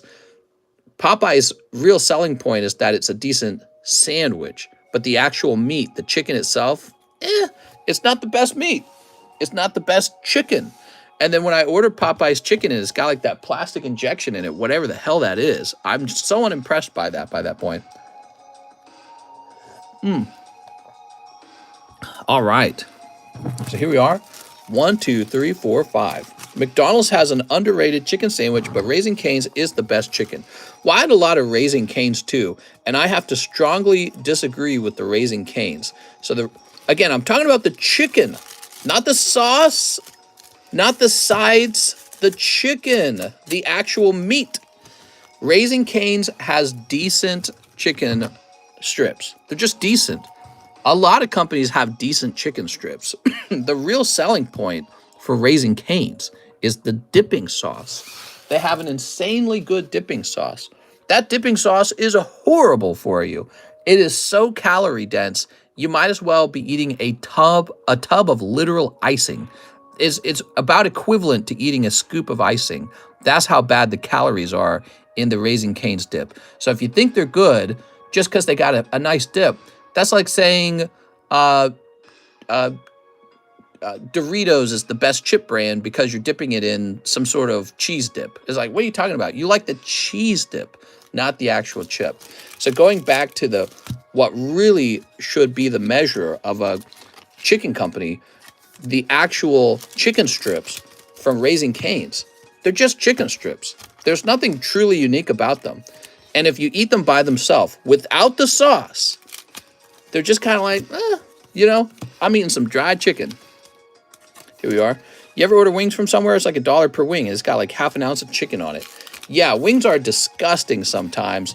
We had these local grocery stores where I was from, these local grocery chains, Schnucks and Dierbergs, and they would make some exceptionally good wings, better than any of the restaurants that I knew. Both of those family-owned grocery stores had better wing recipes than literally any other company. Nobody competed with them. Dierbergs, they had these smoked chicken wings that were just insanely good. I'd never had them so good anywhere. I'm a big lover of chicken wings. I think a lot of people love them these days. And I'd never had them better. The smoked chicken wings were the best I ever had. Then Schnucks, they had a different kind of chicken wing. It was in sort of like a sweet vinegar sauce. And it was such a nice, meaty, and well-cooked chicken wing itself that you could have put any sauce on it and it was good. Because you got so much it wasn't just all fat and skin, which is the real problem for most chicken wings. Low-grade chicken wings is just fat in its skin. You got to have some fat and skin on a chicken wing. That's what makes it so flavorful. But when 50% of the chicken wings just fat and skin, it's disgusting. It's like you're eating a blob. It's like you're eating a booger. Michael Ragonin. Mr. Michael. So a lot of chicken wing companies have that problem. Bulgarian.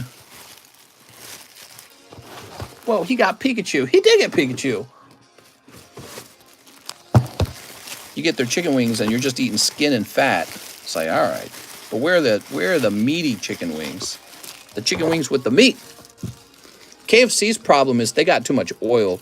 You eat KFC and you'll feel sick from the amount of oil they put in their meat. KFC, you can just tell it's made like with week-old frying oil, and then they drizzle a little frying oil on top when they're done. So KFC, I think, has one of the best flavors, like the actual spice mix that goes onto the chicken. They have one of the best. Maybe they are the best, in my opinion. But they're not my top choice because you eat their chicken and you want to die. So whatever the hell they put, and it's probably all the oil, but whatever the hell they put in it, it is not good to consume. And so that's why my top pick ends up being Chick-fil-A. Chick-fil-A doesn't have the best flavor, but it's so easy to eat it and feel okay after you've eaten it. So Chick-fil-A wins because it's delicious and you can eat it without dying. Popeyes gets the worst because of this sort of rubbery chicken that they have. I think it's an injection, like a marinade or like a volumizer or something like that. And if you get the wrong piece of chicken from Popeyes, you'll know exactly what I'm talking about. It will chew weird. It'll chew weird, like just this rubbery, weird, non-chicken alien meat. And so I've never had that with any of the other companies, just Popeyes.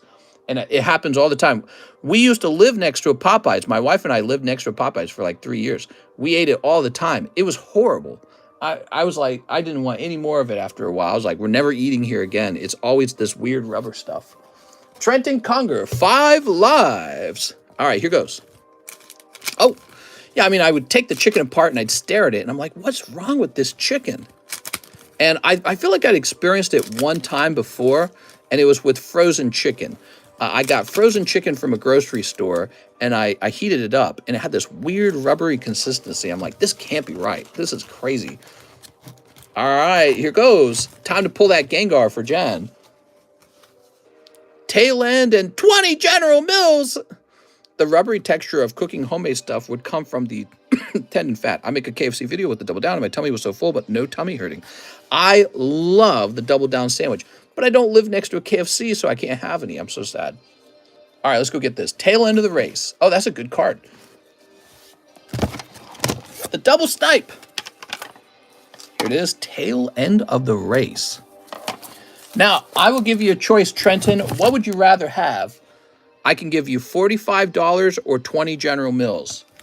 $45 store credit or 20 General Mills. Look at this, man. This is actually legit really nice. That's a rainbow tail end of the race, and it is one of the better pulls in the set.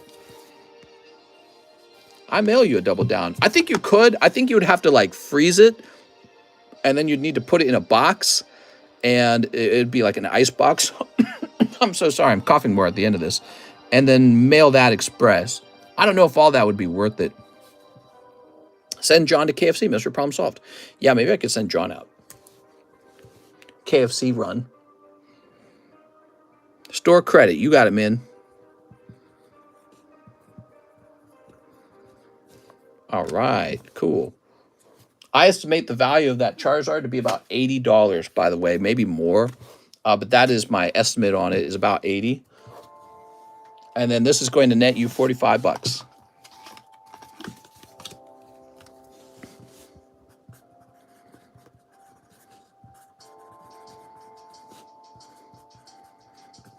I bought that Jar Jar mixtape. What are you talking about? There you go. You cough on my packs. I want new ones that aren't contaminated. Too bad. You're going to get sick now. We got Mario Quintana. 2 bulk grades. You don't want to share spit with me? Signature and Mega Rayquaza. And a Lugia break. Okay, 2 express grades and a Lugia break. Does that add up properly? 2 bulk grades would be 16. Yeah, it does. All right, nice, man. Let's grab it. Looks like you got a lot of gradable cards, man.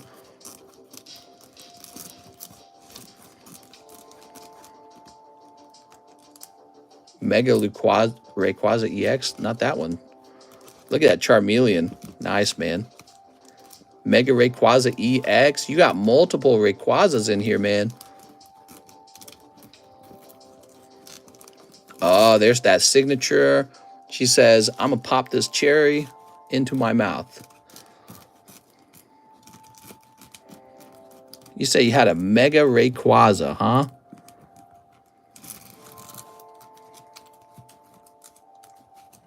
Some hollows back here.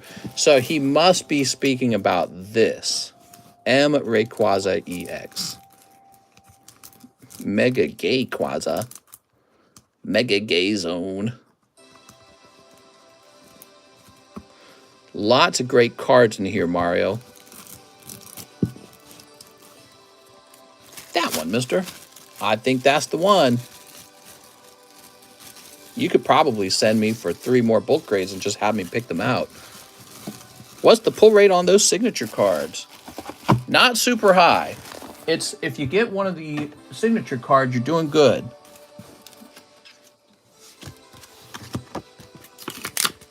All right.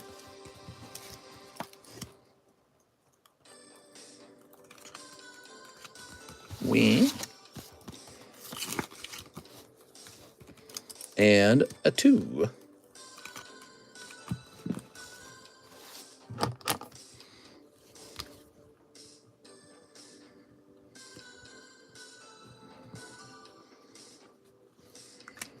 Okay, Mario Quintana.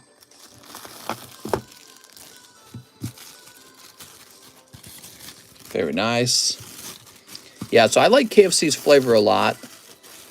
They got a real nostalgic flavor almost, but boy, do they make me feel sick sometimes. I ate a lot of KFC over time. One of my favorite fast food companies. It might be my actual favorite fast food company. But Chick-fil-A, Chick-fil-A, in my opinion, has the superior chicken sandwich.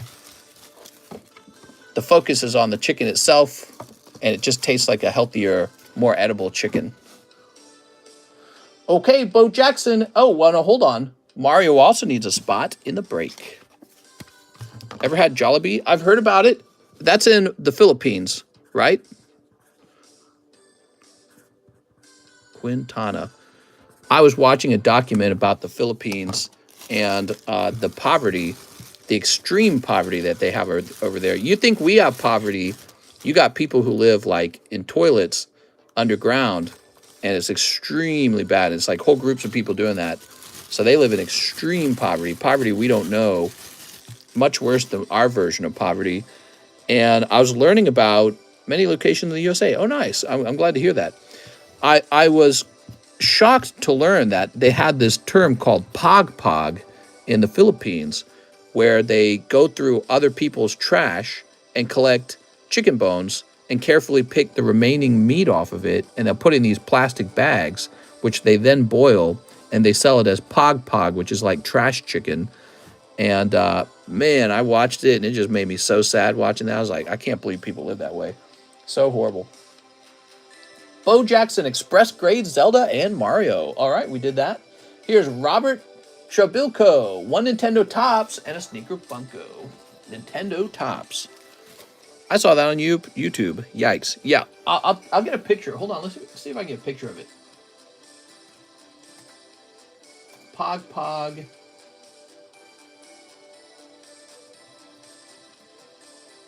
I don't know if I'm like feeding into a stereotype or something, or if I don't know the whole story, but it was in a documentary that I watched.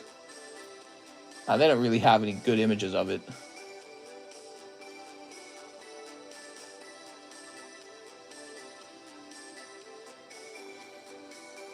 It's a term for leftover food from restaurants scavenged from the garbage. Pog, it can be expired meat discarded from supermarkets. The act of eating pog arose from the challenges of hunger that resulted from extreme poverty in the Philippines. Selling pog was a profitable business in areas where poor people live. Pog, also called bok choy, which is derived from a Filipino dish with the same name. Technically, it is a soup-based, though the term bok choy that is used to refer to leftover food from the trash. Yeah, wild, man. After dirt and inedible substances are removed, Pog Pog can be eaten on site where it is found. It can also be processed further, most commonly by frying it. Filipino politician and actor Isko Moreno used to scavenge leftover food. Wow. Yeah, so, you know, they live in these super impoverished areas, and I watched a documentary where it was like this poor old lady was gathering basically like leftover chicken bones out of wealthy people's trash cans, and then she would clean them and boil it and sell it in her local, you know, where she was living. Sneaker bunko. What do they call that? All right, here we are. What's the term when you have like a ghetto in the city? There's a term for it. They should just start a business. We got Double Dragon. Double Dragon. Punch Out, Mr. Sandman. It's not that bad if you don't think about it. I had it like 5 years ago in Marawi, Philippines. Oh, did you? I dated a Filipino girl before. My grandma's Filipino. She said that after church, she would see families hang a dog in the front yard on their way home. In order to eat it? What do you mean? Called a project, I think. Whoa! There we go. And here's link, slum. That's the word, slum. So Filipino slums are like, apparently they're super extreme. Alan says yes for food. Yeah, you got to do what you got to do, man. Got to do what you got to do. Dogs. People don't like to think about that. They consider it like killing a human almost. But then you find out pigs have the intelligence of dogs. Pigs have the intelligence. They're considered smarter than dogs, but we love eating pigs. I think the real problem for pigs is that they're ugly. You know, the whole beauty is a moral imperative kind of thing. Remember that from the one game, BioShock. Beauty is a moral imperative. When you watch a movie, the bad guys look like orcs. The good guys look like, you know, they got green eyes and they look like Jesus, right? So beauty is a moral imperative. So pigs are ugly. We don't care how smart pigs are. They're ugly. So they get to get killed and dogs get to live in our homes. Robert Trebilco, Mr. Robert. That is the nature of things. It's not enough to be an intelligent animal. You need to be a beautiful animal, an attractive looking animal. Then people like you and don't want to kill you and eat you. And I think that's how it works. I really do. So it's like the same with cats. Cats aren't even that smart. But dogs are way smarter than cats. Here we go. Mr. Pigs eat their own king. There's a difference. Pugs are ugly, says Joseph. Hey, I won't have you talking about pugs like that. I'm gonna sip of this. You know, some animals became food sources, and it's just like unfortunate for them. They just didn't have enough good qualities, I guess. But so yeah, I mean, when you're in extreme poverty, you start eating animals. Okay, Abraham G. Rios, payment toward my SLAB-AWAY. You got it, Abraham. Mr. Abraham. And that's going to be $50 for 30.5. There we go. Very good. Here's Trenton Conger. Use store credit for Electabuzz and shipping. You got it. Did you say ham? Ooh. There was a story where this old man got devoured by his pigs. Oh, well, dogs do that too, right? There's an old story of dogs eating, you know, like you die and then the dogs eat you. We did land on the moon because I watched the Apollo 10 movie. Oh, man. We were talking about the possibility that the moon landing was faked in another stream, guys. Trenton Conger.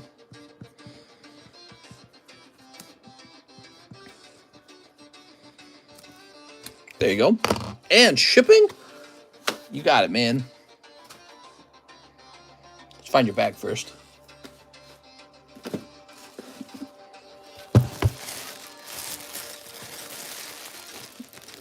Nice, Alex.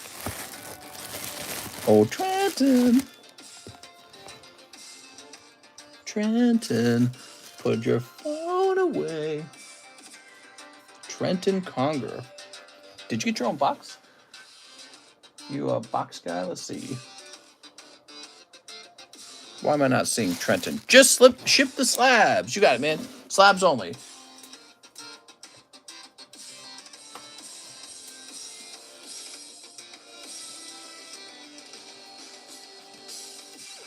And parent.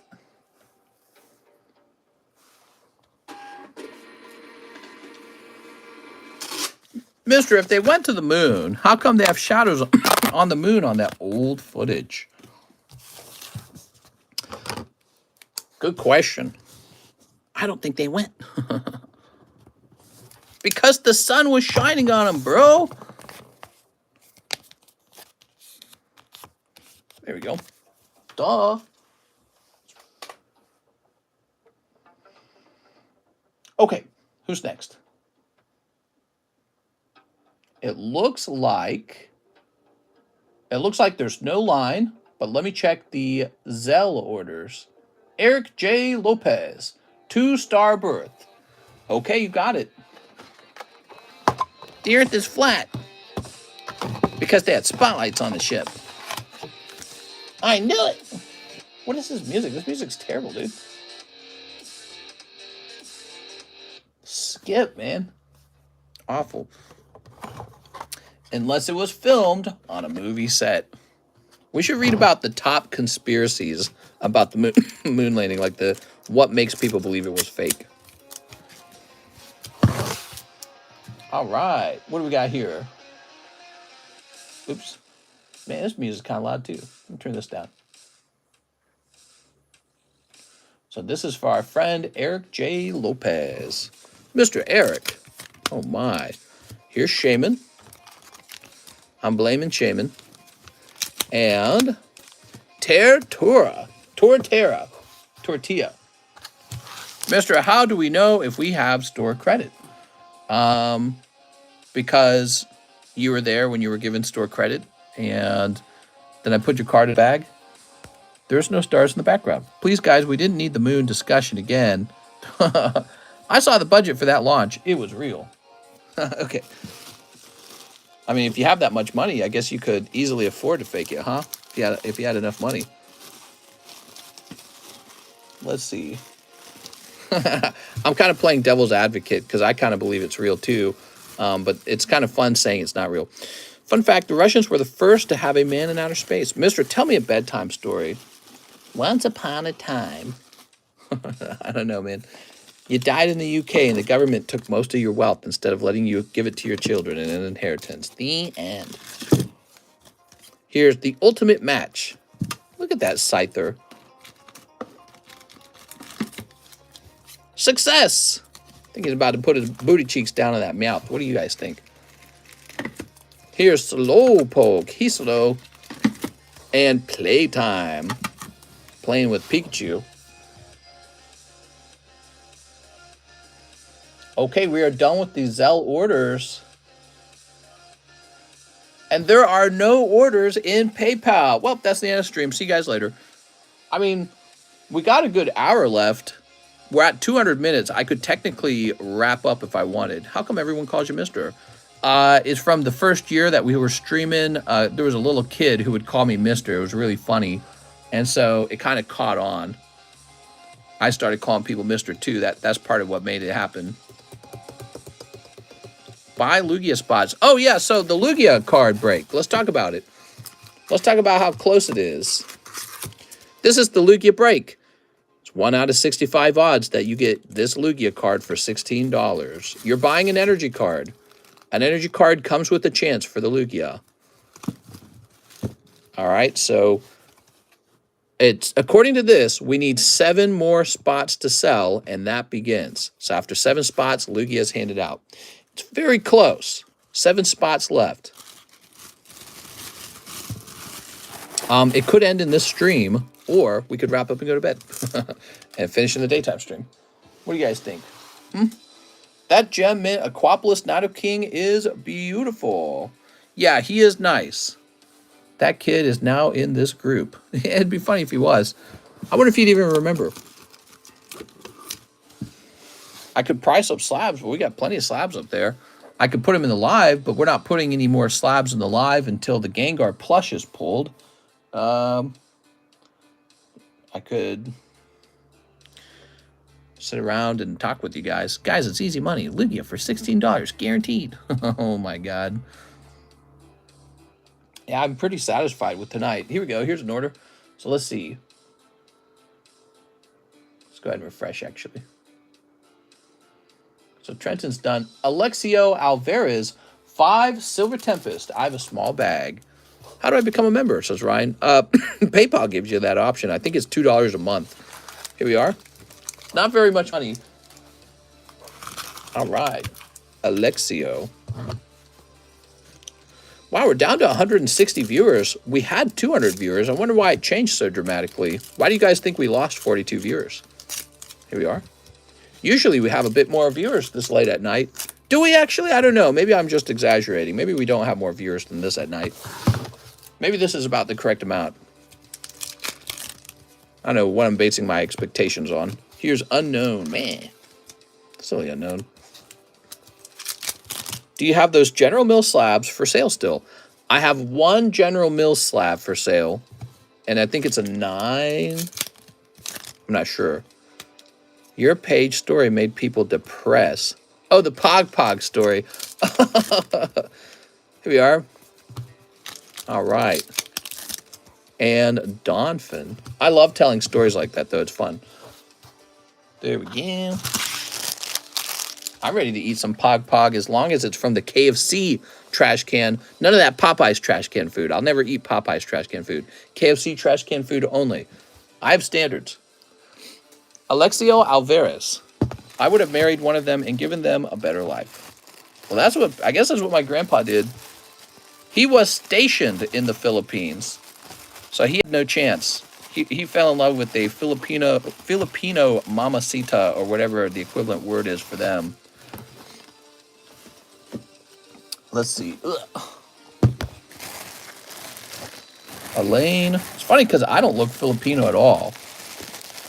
And then I have siblings that look very Filipino. Just, I got 2 of them that came out looking very, very Filipino. Do I sell reverse hollow raw cards? No, I don't. In love with Irish. Let's see. Alan, Alejandro. I hear the Irish are putting on demonstrations recently because they feel like there's too much immigration into their country and that they're going to lose kind of like their Irish majority over there. How do you guys feel about that? Do you feel like that's wrong of them to do? Are they being racist to do that? Or do you feel like countries have a right to maintain a ethnic majority, let's say? Alan Ruiz. Mister, what's your ethnicity? Well, technically, I'm 25% Filipino. So, but the other 75% is like Irish, Scottish, and British. Let's see. Mr. Alvarez. He says, I have a small bag. Well, where is it? Move this box out of the way. Some of my closest friends are Filipino. Ah, it's not a small bag. That's a huge bag. There we go. And there we go. Kuya is the only world I know. What? Something about being cool? Who works guest? What?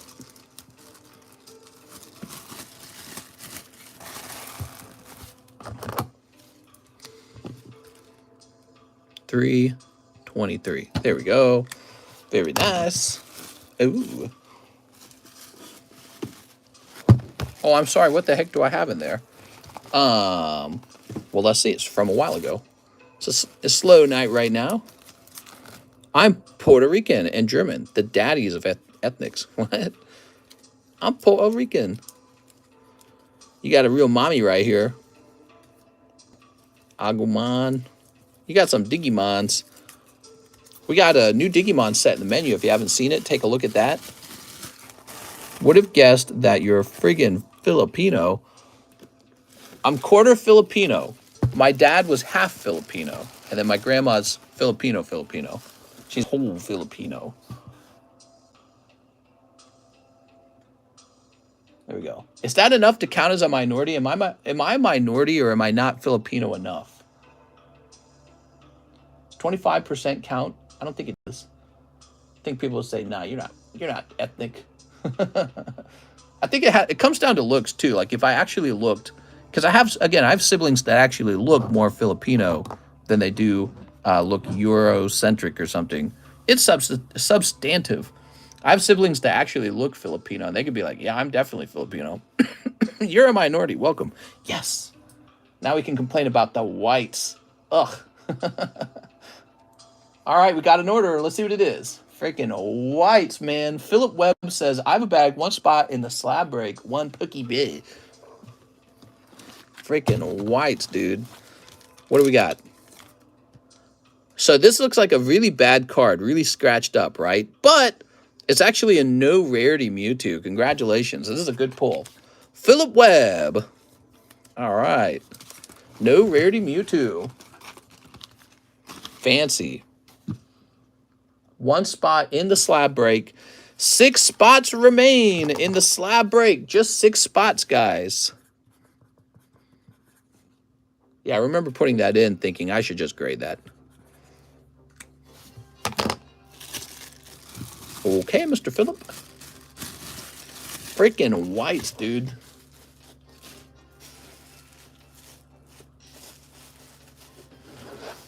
Let's see. Pirates Endure, Pablo, Peter, Pokefun, Philip Webb.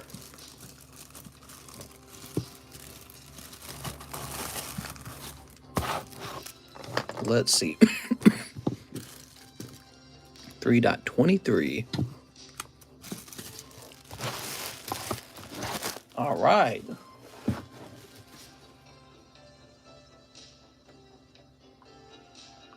Super Dan, one spot in the Lugia break.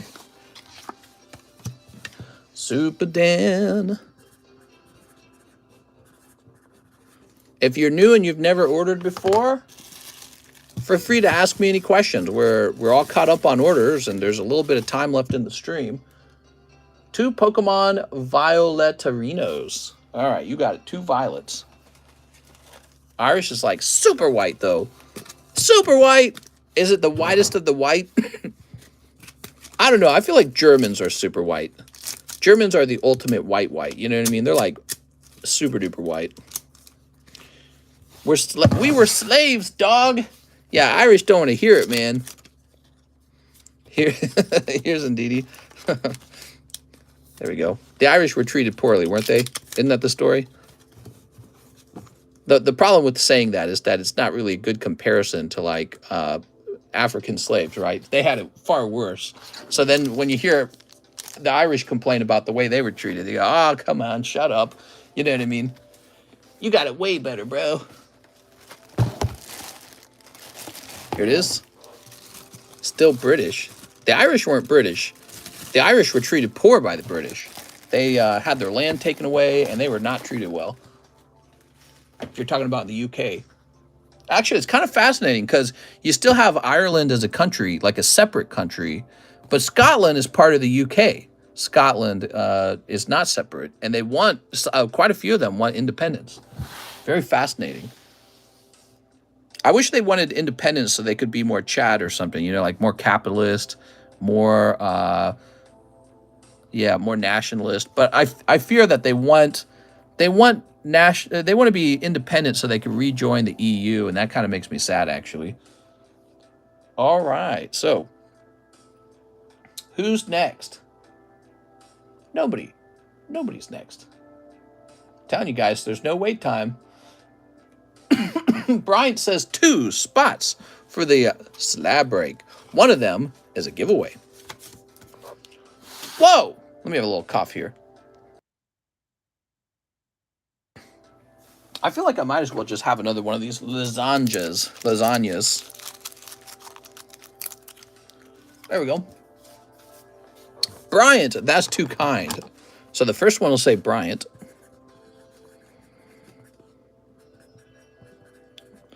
Bryant, that's too nice. And the second one will say from Bryant.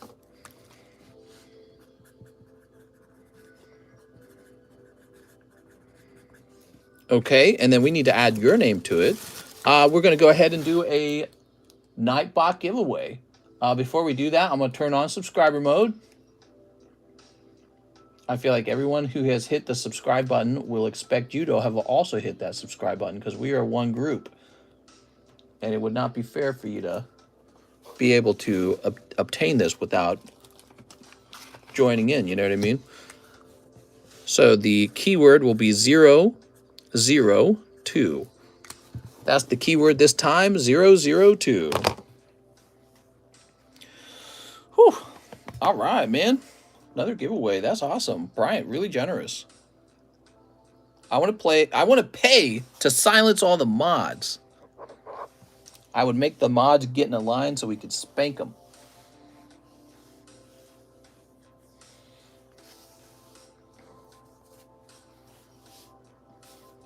All right, get that number in, guys. So many giveaways on this channel. It's really cool. Be honest, when you guys go to other channels, are they as generous? Are there as many giveaways? I'm curious if my giveaways are substantial enough. Alex says, I'm all alone. No! We can't have Alex be all alone. You know what we did the other day? We had a giveaway where you had to be you had to have been subscribed for a year.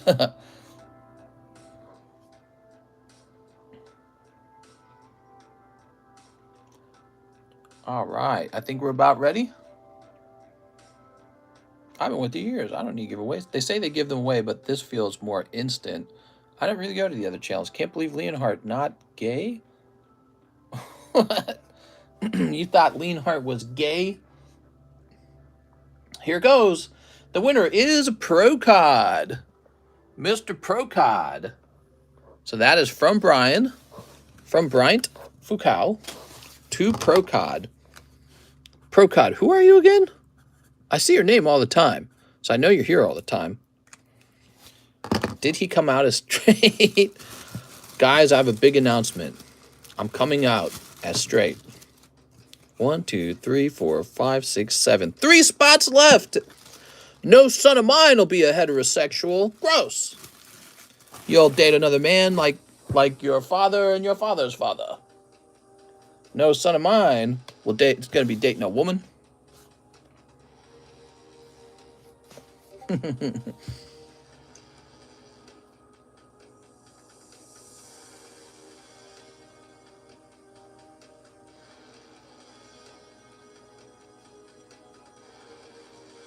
Just got a little email. I'll have to answer that a little bit later. All right, let's see.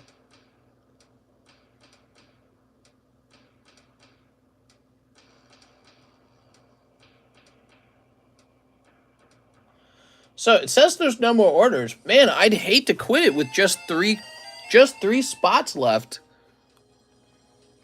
We need a new milestone Pokeball. You're right. I don't know what to do. I think to make a new milestone Pokeball, what we should do, we should make the Cardconomist Pokeball the oldest one again, and then we should have one in the middle, but I don't know what it should be. My dad's friend had 3 sons, and they were all gay. And that's where his lineage ended. No, I'm just kidding. Guess I could still have kids, right? Quick, guys, buy those 3 longer stream. There's 3 spots left in the Lugia break. Man, we are. It's so close to being done, but I don't have any orders. Still taking orders? I am still taking orders. Yeah, we are so close. I think they were doing sort of like a poll, and they found that the rise in homosexuality and transsexuality has been enormous in one age group, and that's the youngest age group. So a lot of kids are coming out as gay and trans compared to older generations. And to me, that means I think it's a combination of attitudes changing about whether it's wrong to be that way, but also I feel like maybe all of the work that Netflix and all these movies have put into normalizing it has had an effect as well. You know what I mean? I feel like, in other words, media is kind of setting our expectations on our social culture and acceptable sexual relationships and stuff, identities. It's too normalized, says Cornrows. After the last Pokeball, the Diglett comes out as the new level. The Diglett. That'd be funny, man. All right, we have a... hold on. Still coughing, guys. Parents wanting to be accepting to not be looked down in society. Let's see. Not in my house. Not with my daughter. Wilder Cardano. What are you, a racist?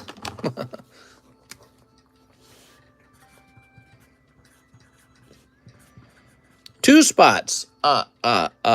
Two spots remain. Ta-da! 2 spots left in this Lugia break. 1, 2, 3, 4, 5, 6, 7, 8. We need 2 more. So close. Her butt, not his butt. What are you talking about? Talking about butts now? Yeah, but as a parent, you have to tell your kids they're on crack and it's just a phase. They're on crack. What are you telling me that you would not, what's the term? They have a term for it. You would not affirm your child's sexual identity? Piasu, that is child abuse, and we're going to have to take your children away. You think we'll go that way? You think that we'll reach that point? I wonder if we'll ever reach that point where it'll be deemed child abuse. Ryan Payne. He says first order in about 2 years. All right, Ryan Payne. He's about to feel the pain. Thank you, Ryan. 1 spot remains. Oh my God, so close. Wait, what's this? Jennifer Yap says, here you go, 3 spots in the Lugia break. Not going to win, just like the Gengar, but for the people. Jennifer! Okay, Jennifer, I think you sent for 2 spots, actually. And there's only room for 1 spot. So I can get you a $16 refund. I'll draw a little smiley face and a little heart for you. There you go. All right, so Jennifer got the last spot. And I'm going to jump in and get you a little refund, Jennifer. I tell my children to be gay, they can have extra rights. Oh, my God. Come on, guys. The competitive thing to do is to be gay now. What are you doing? Stop being straight. You're never going to get ahead. And there's no laws against the Pokemon, Batman. I can do whatever I want with it. No, don't do it. I'm going to do it, Batman. I'm going to do it, Batman. All right, here you go, Jennifer. Mister, last year I bought a PSA 9 first edition Charizard for $20K. Did I mess up? PSA 9 first edition Charizard. You didn't mess up. Isn't that like that's a $30,000 card now, isn't it? Hold on, let me look it up. PSA 9 first Charizard base set. You ready? So let me go by highest price. And then I'm going to scroll down. Last time I checked, he was like a $30,000 card. But I don't know, I haven't kept up with it lately. Okay, there's a Chinese one. Looking for the unlimited one. No, I mean, I'm looking at it, and it's looking like it's about $20,000. So the price you paid is about the price that he is still going for. Here's one for $24,000. Man, that's kind of tempting. $24,000 to own a PSA 9. Yeah, that's a little bit tempting. I wonder what the 10 goes for now. All right, it's time. It is time. Get out of here, you counter card. Boop. Let's go ahead and get the link to this stream. Oh, is subscriber mode still on? Let me turn that off. So subscriber mode is off. Okay, we're grabbing the link. And I'm going to go over to the Breaks channel and create a link to this so people know when it ended.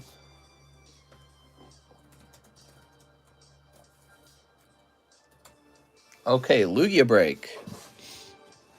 Oh, so sexy, so fun. Are you scared? Who's in here? Who's scared? Somebody should be scared. Victor Alvarez, I think. He bought 10 spots. Can you believe that? That's too many spots, dude. You don't buy 10 spots. I'm going to feel very bad for him if he misses, but that's what I was saying at the time, too. He didn't mind, he said. It's scary. I want him to pull it. He bought all those spots just like at them. You buy 10 spots, I hope you win. After I bought it, I got out of the hobby, so I didn't know. Now I'm back in the hobby and happy I bought it. Yeah, it looks like you haven't lost anything, but it also hasn't gone up in value. So the goal would be to buy stuff that goes up in value. But yeah, it's good to know that you haven't really lost anything either. Okay, I got the RNG website open. What's this, the large or the Lugia? This is the Lugia. There's really no point in shuffling this. The little counter will decide who wins anyways, right? So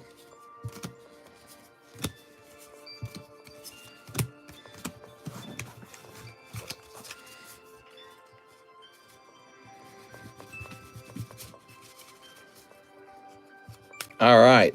Give me a number, guys. Let's split it in half with the number. Ah, there's too many. Let's just cut it in half somewhere. Let's cut it right there. That's good enough for me. Okay, you ready? 3 clicks, everybody. 3 clicks. 1, 2, 3. 60.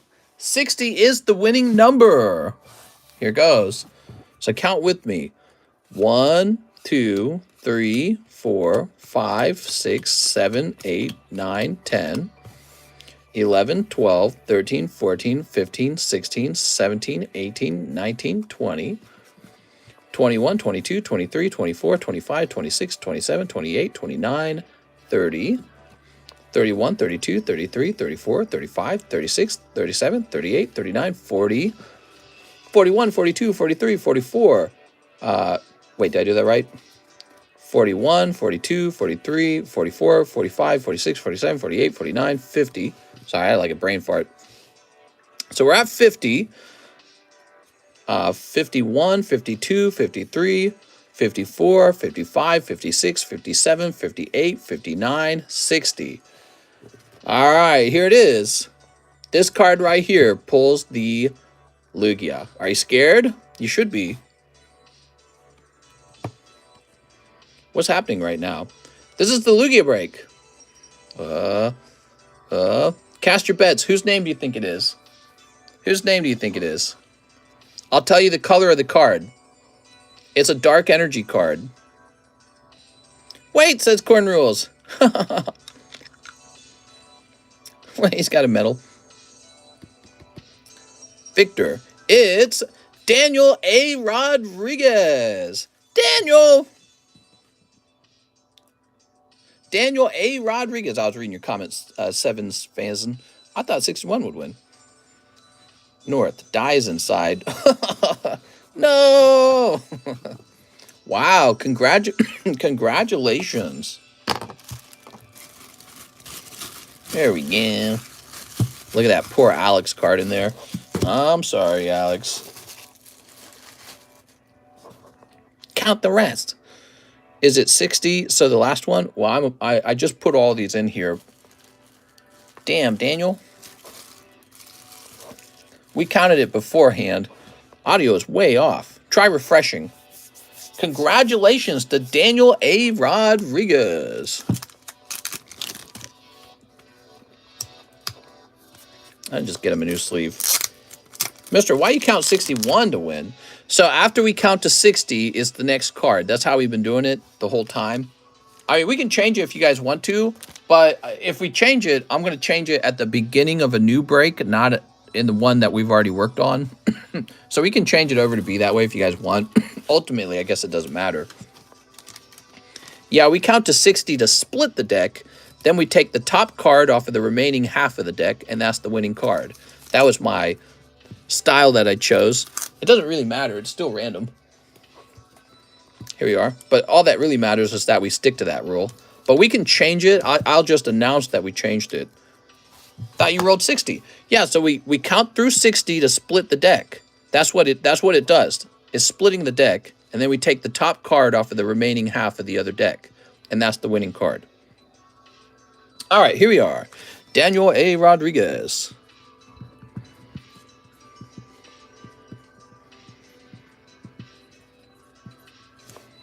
You're funny, mister. What's funny is that so many people get confused by it. It's very simple. Here it is. Ancient Origins Lugia. Wow. Cool, man. And that is no longer mine. That is Mr. Daniels. It's actually sad to see it go. It's such a fantastic card. It makes me want to keep it. You know, it's my own. It's my precious kind of stuff. Beautiful card. Okay. So, now we have Andrew Sager. One spot in the Lugia break. We end it tonight. Oh, Andrew, you missed. But you did 61.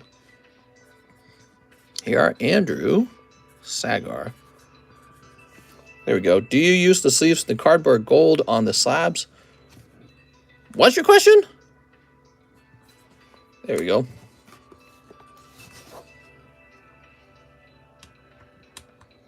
Ryan Kim says 5 packs of Lost Abyss. Okay, you got it, man. 5 packs.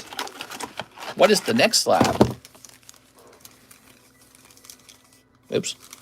1, 2, 3, 4, 5. There we go. Which brand of sleeves do you use? That's my own secret recipe.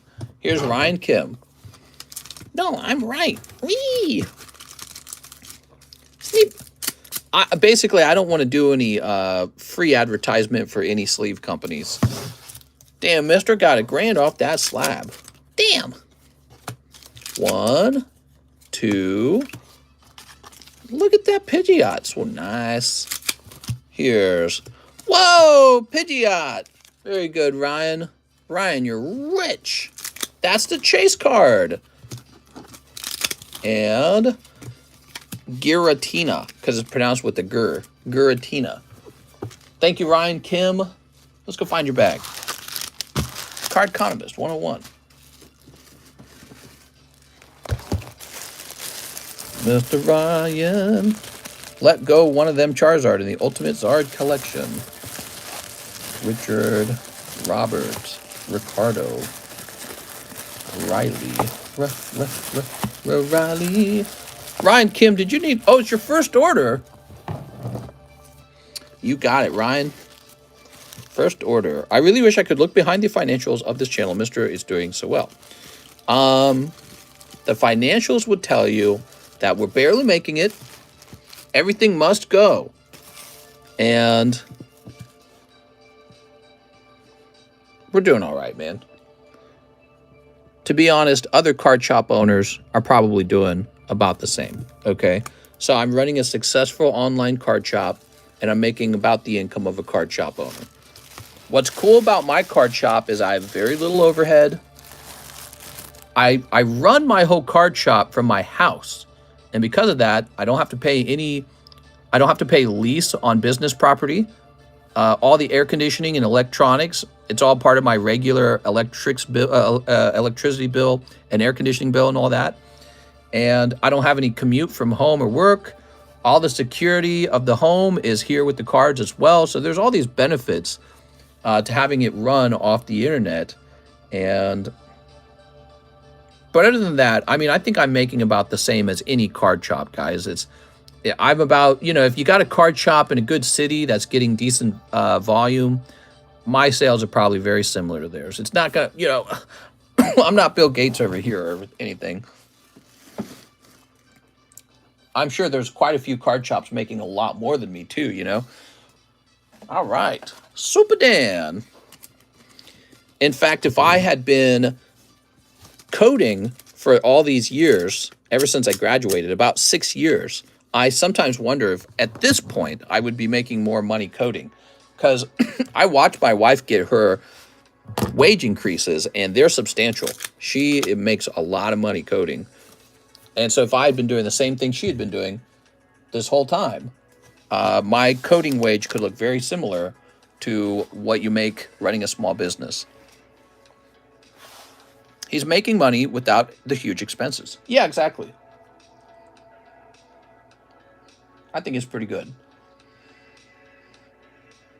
Okay, I think we are ready to wrap up. That is a good stopping point. All right, guys. Boom, I had a lot of fun. What a great stream. Is the Rocket Scyther the only prize in the large? Well, everybody gets like a common Pokemon card out of their booster pack, which you can keep if you'd like that. I just assume that you're donating it back to me. But yes, the Scyther is the only pull. He's the only big pull. And that's what makes the large very scary. How do we get added for these giveaways? You'll see a keyword pop up. You have to type that into the live chat when there is a giveaway. And that's how the giveaways work. Sometimes the channel is locked, though. You have to be subscribed in order to make a guess. Sometimes you have to be a member. Sometimes you have to, in a rare case, be a moderator. So I can control who's allowed to talk. And this will control whether you get to use the keyword. All right, guys. I had a lot of fun. I'll see you tomorrow, Thursday. See you later.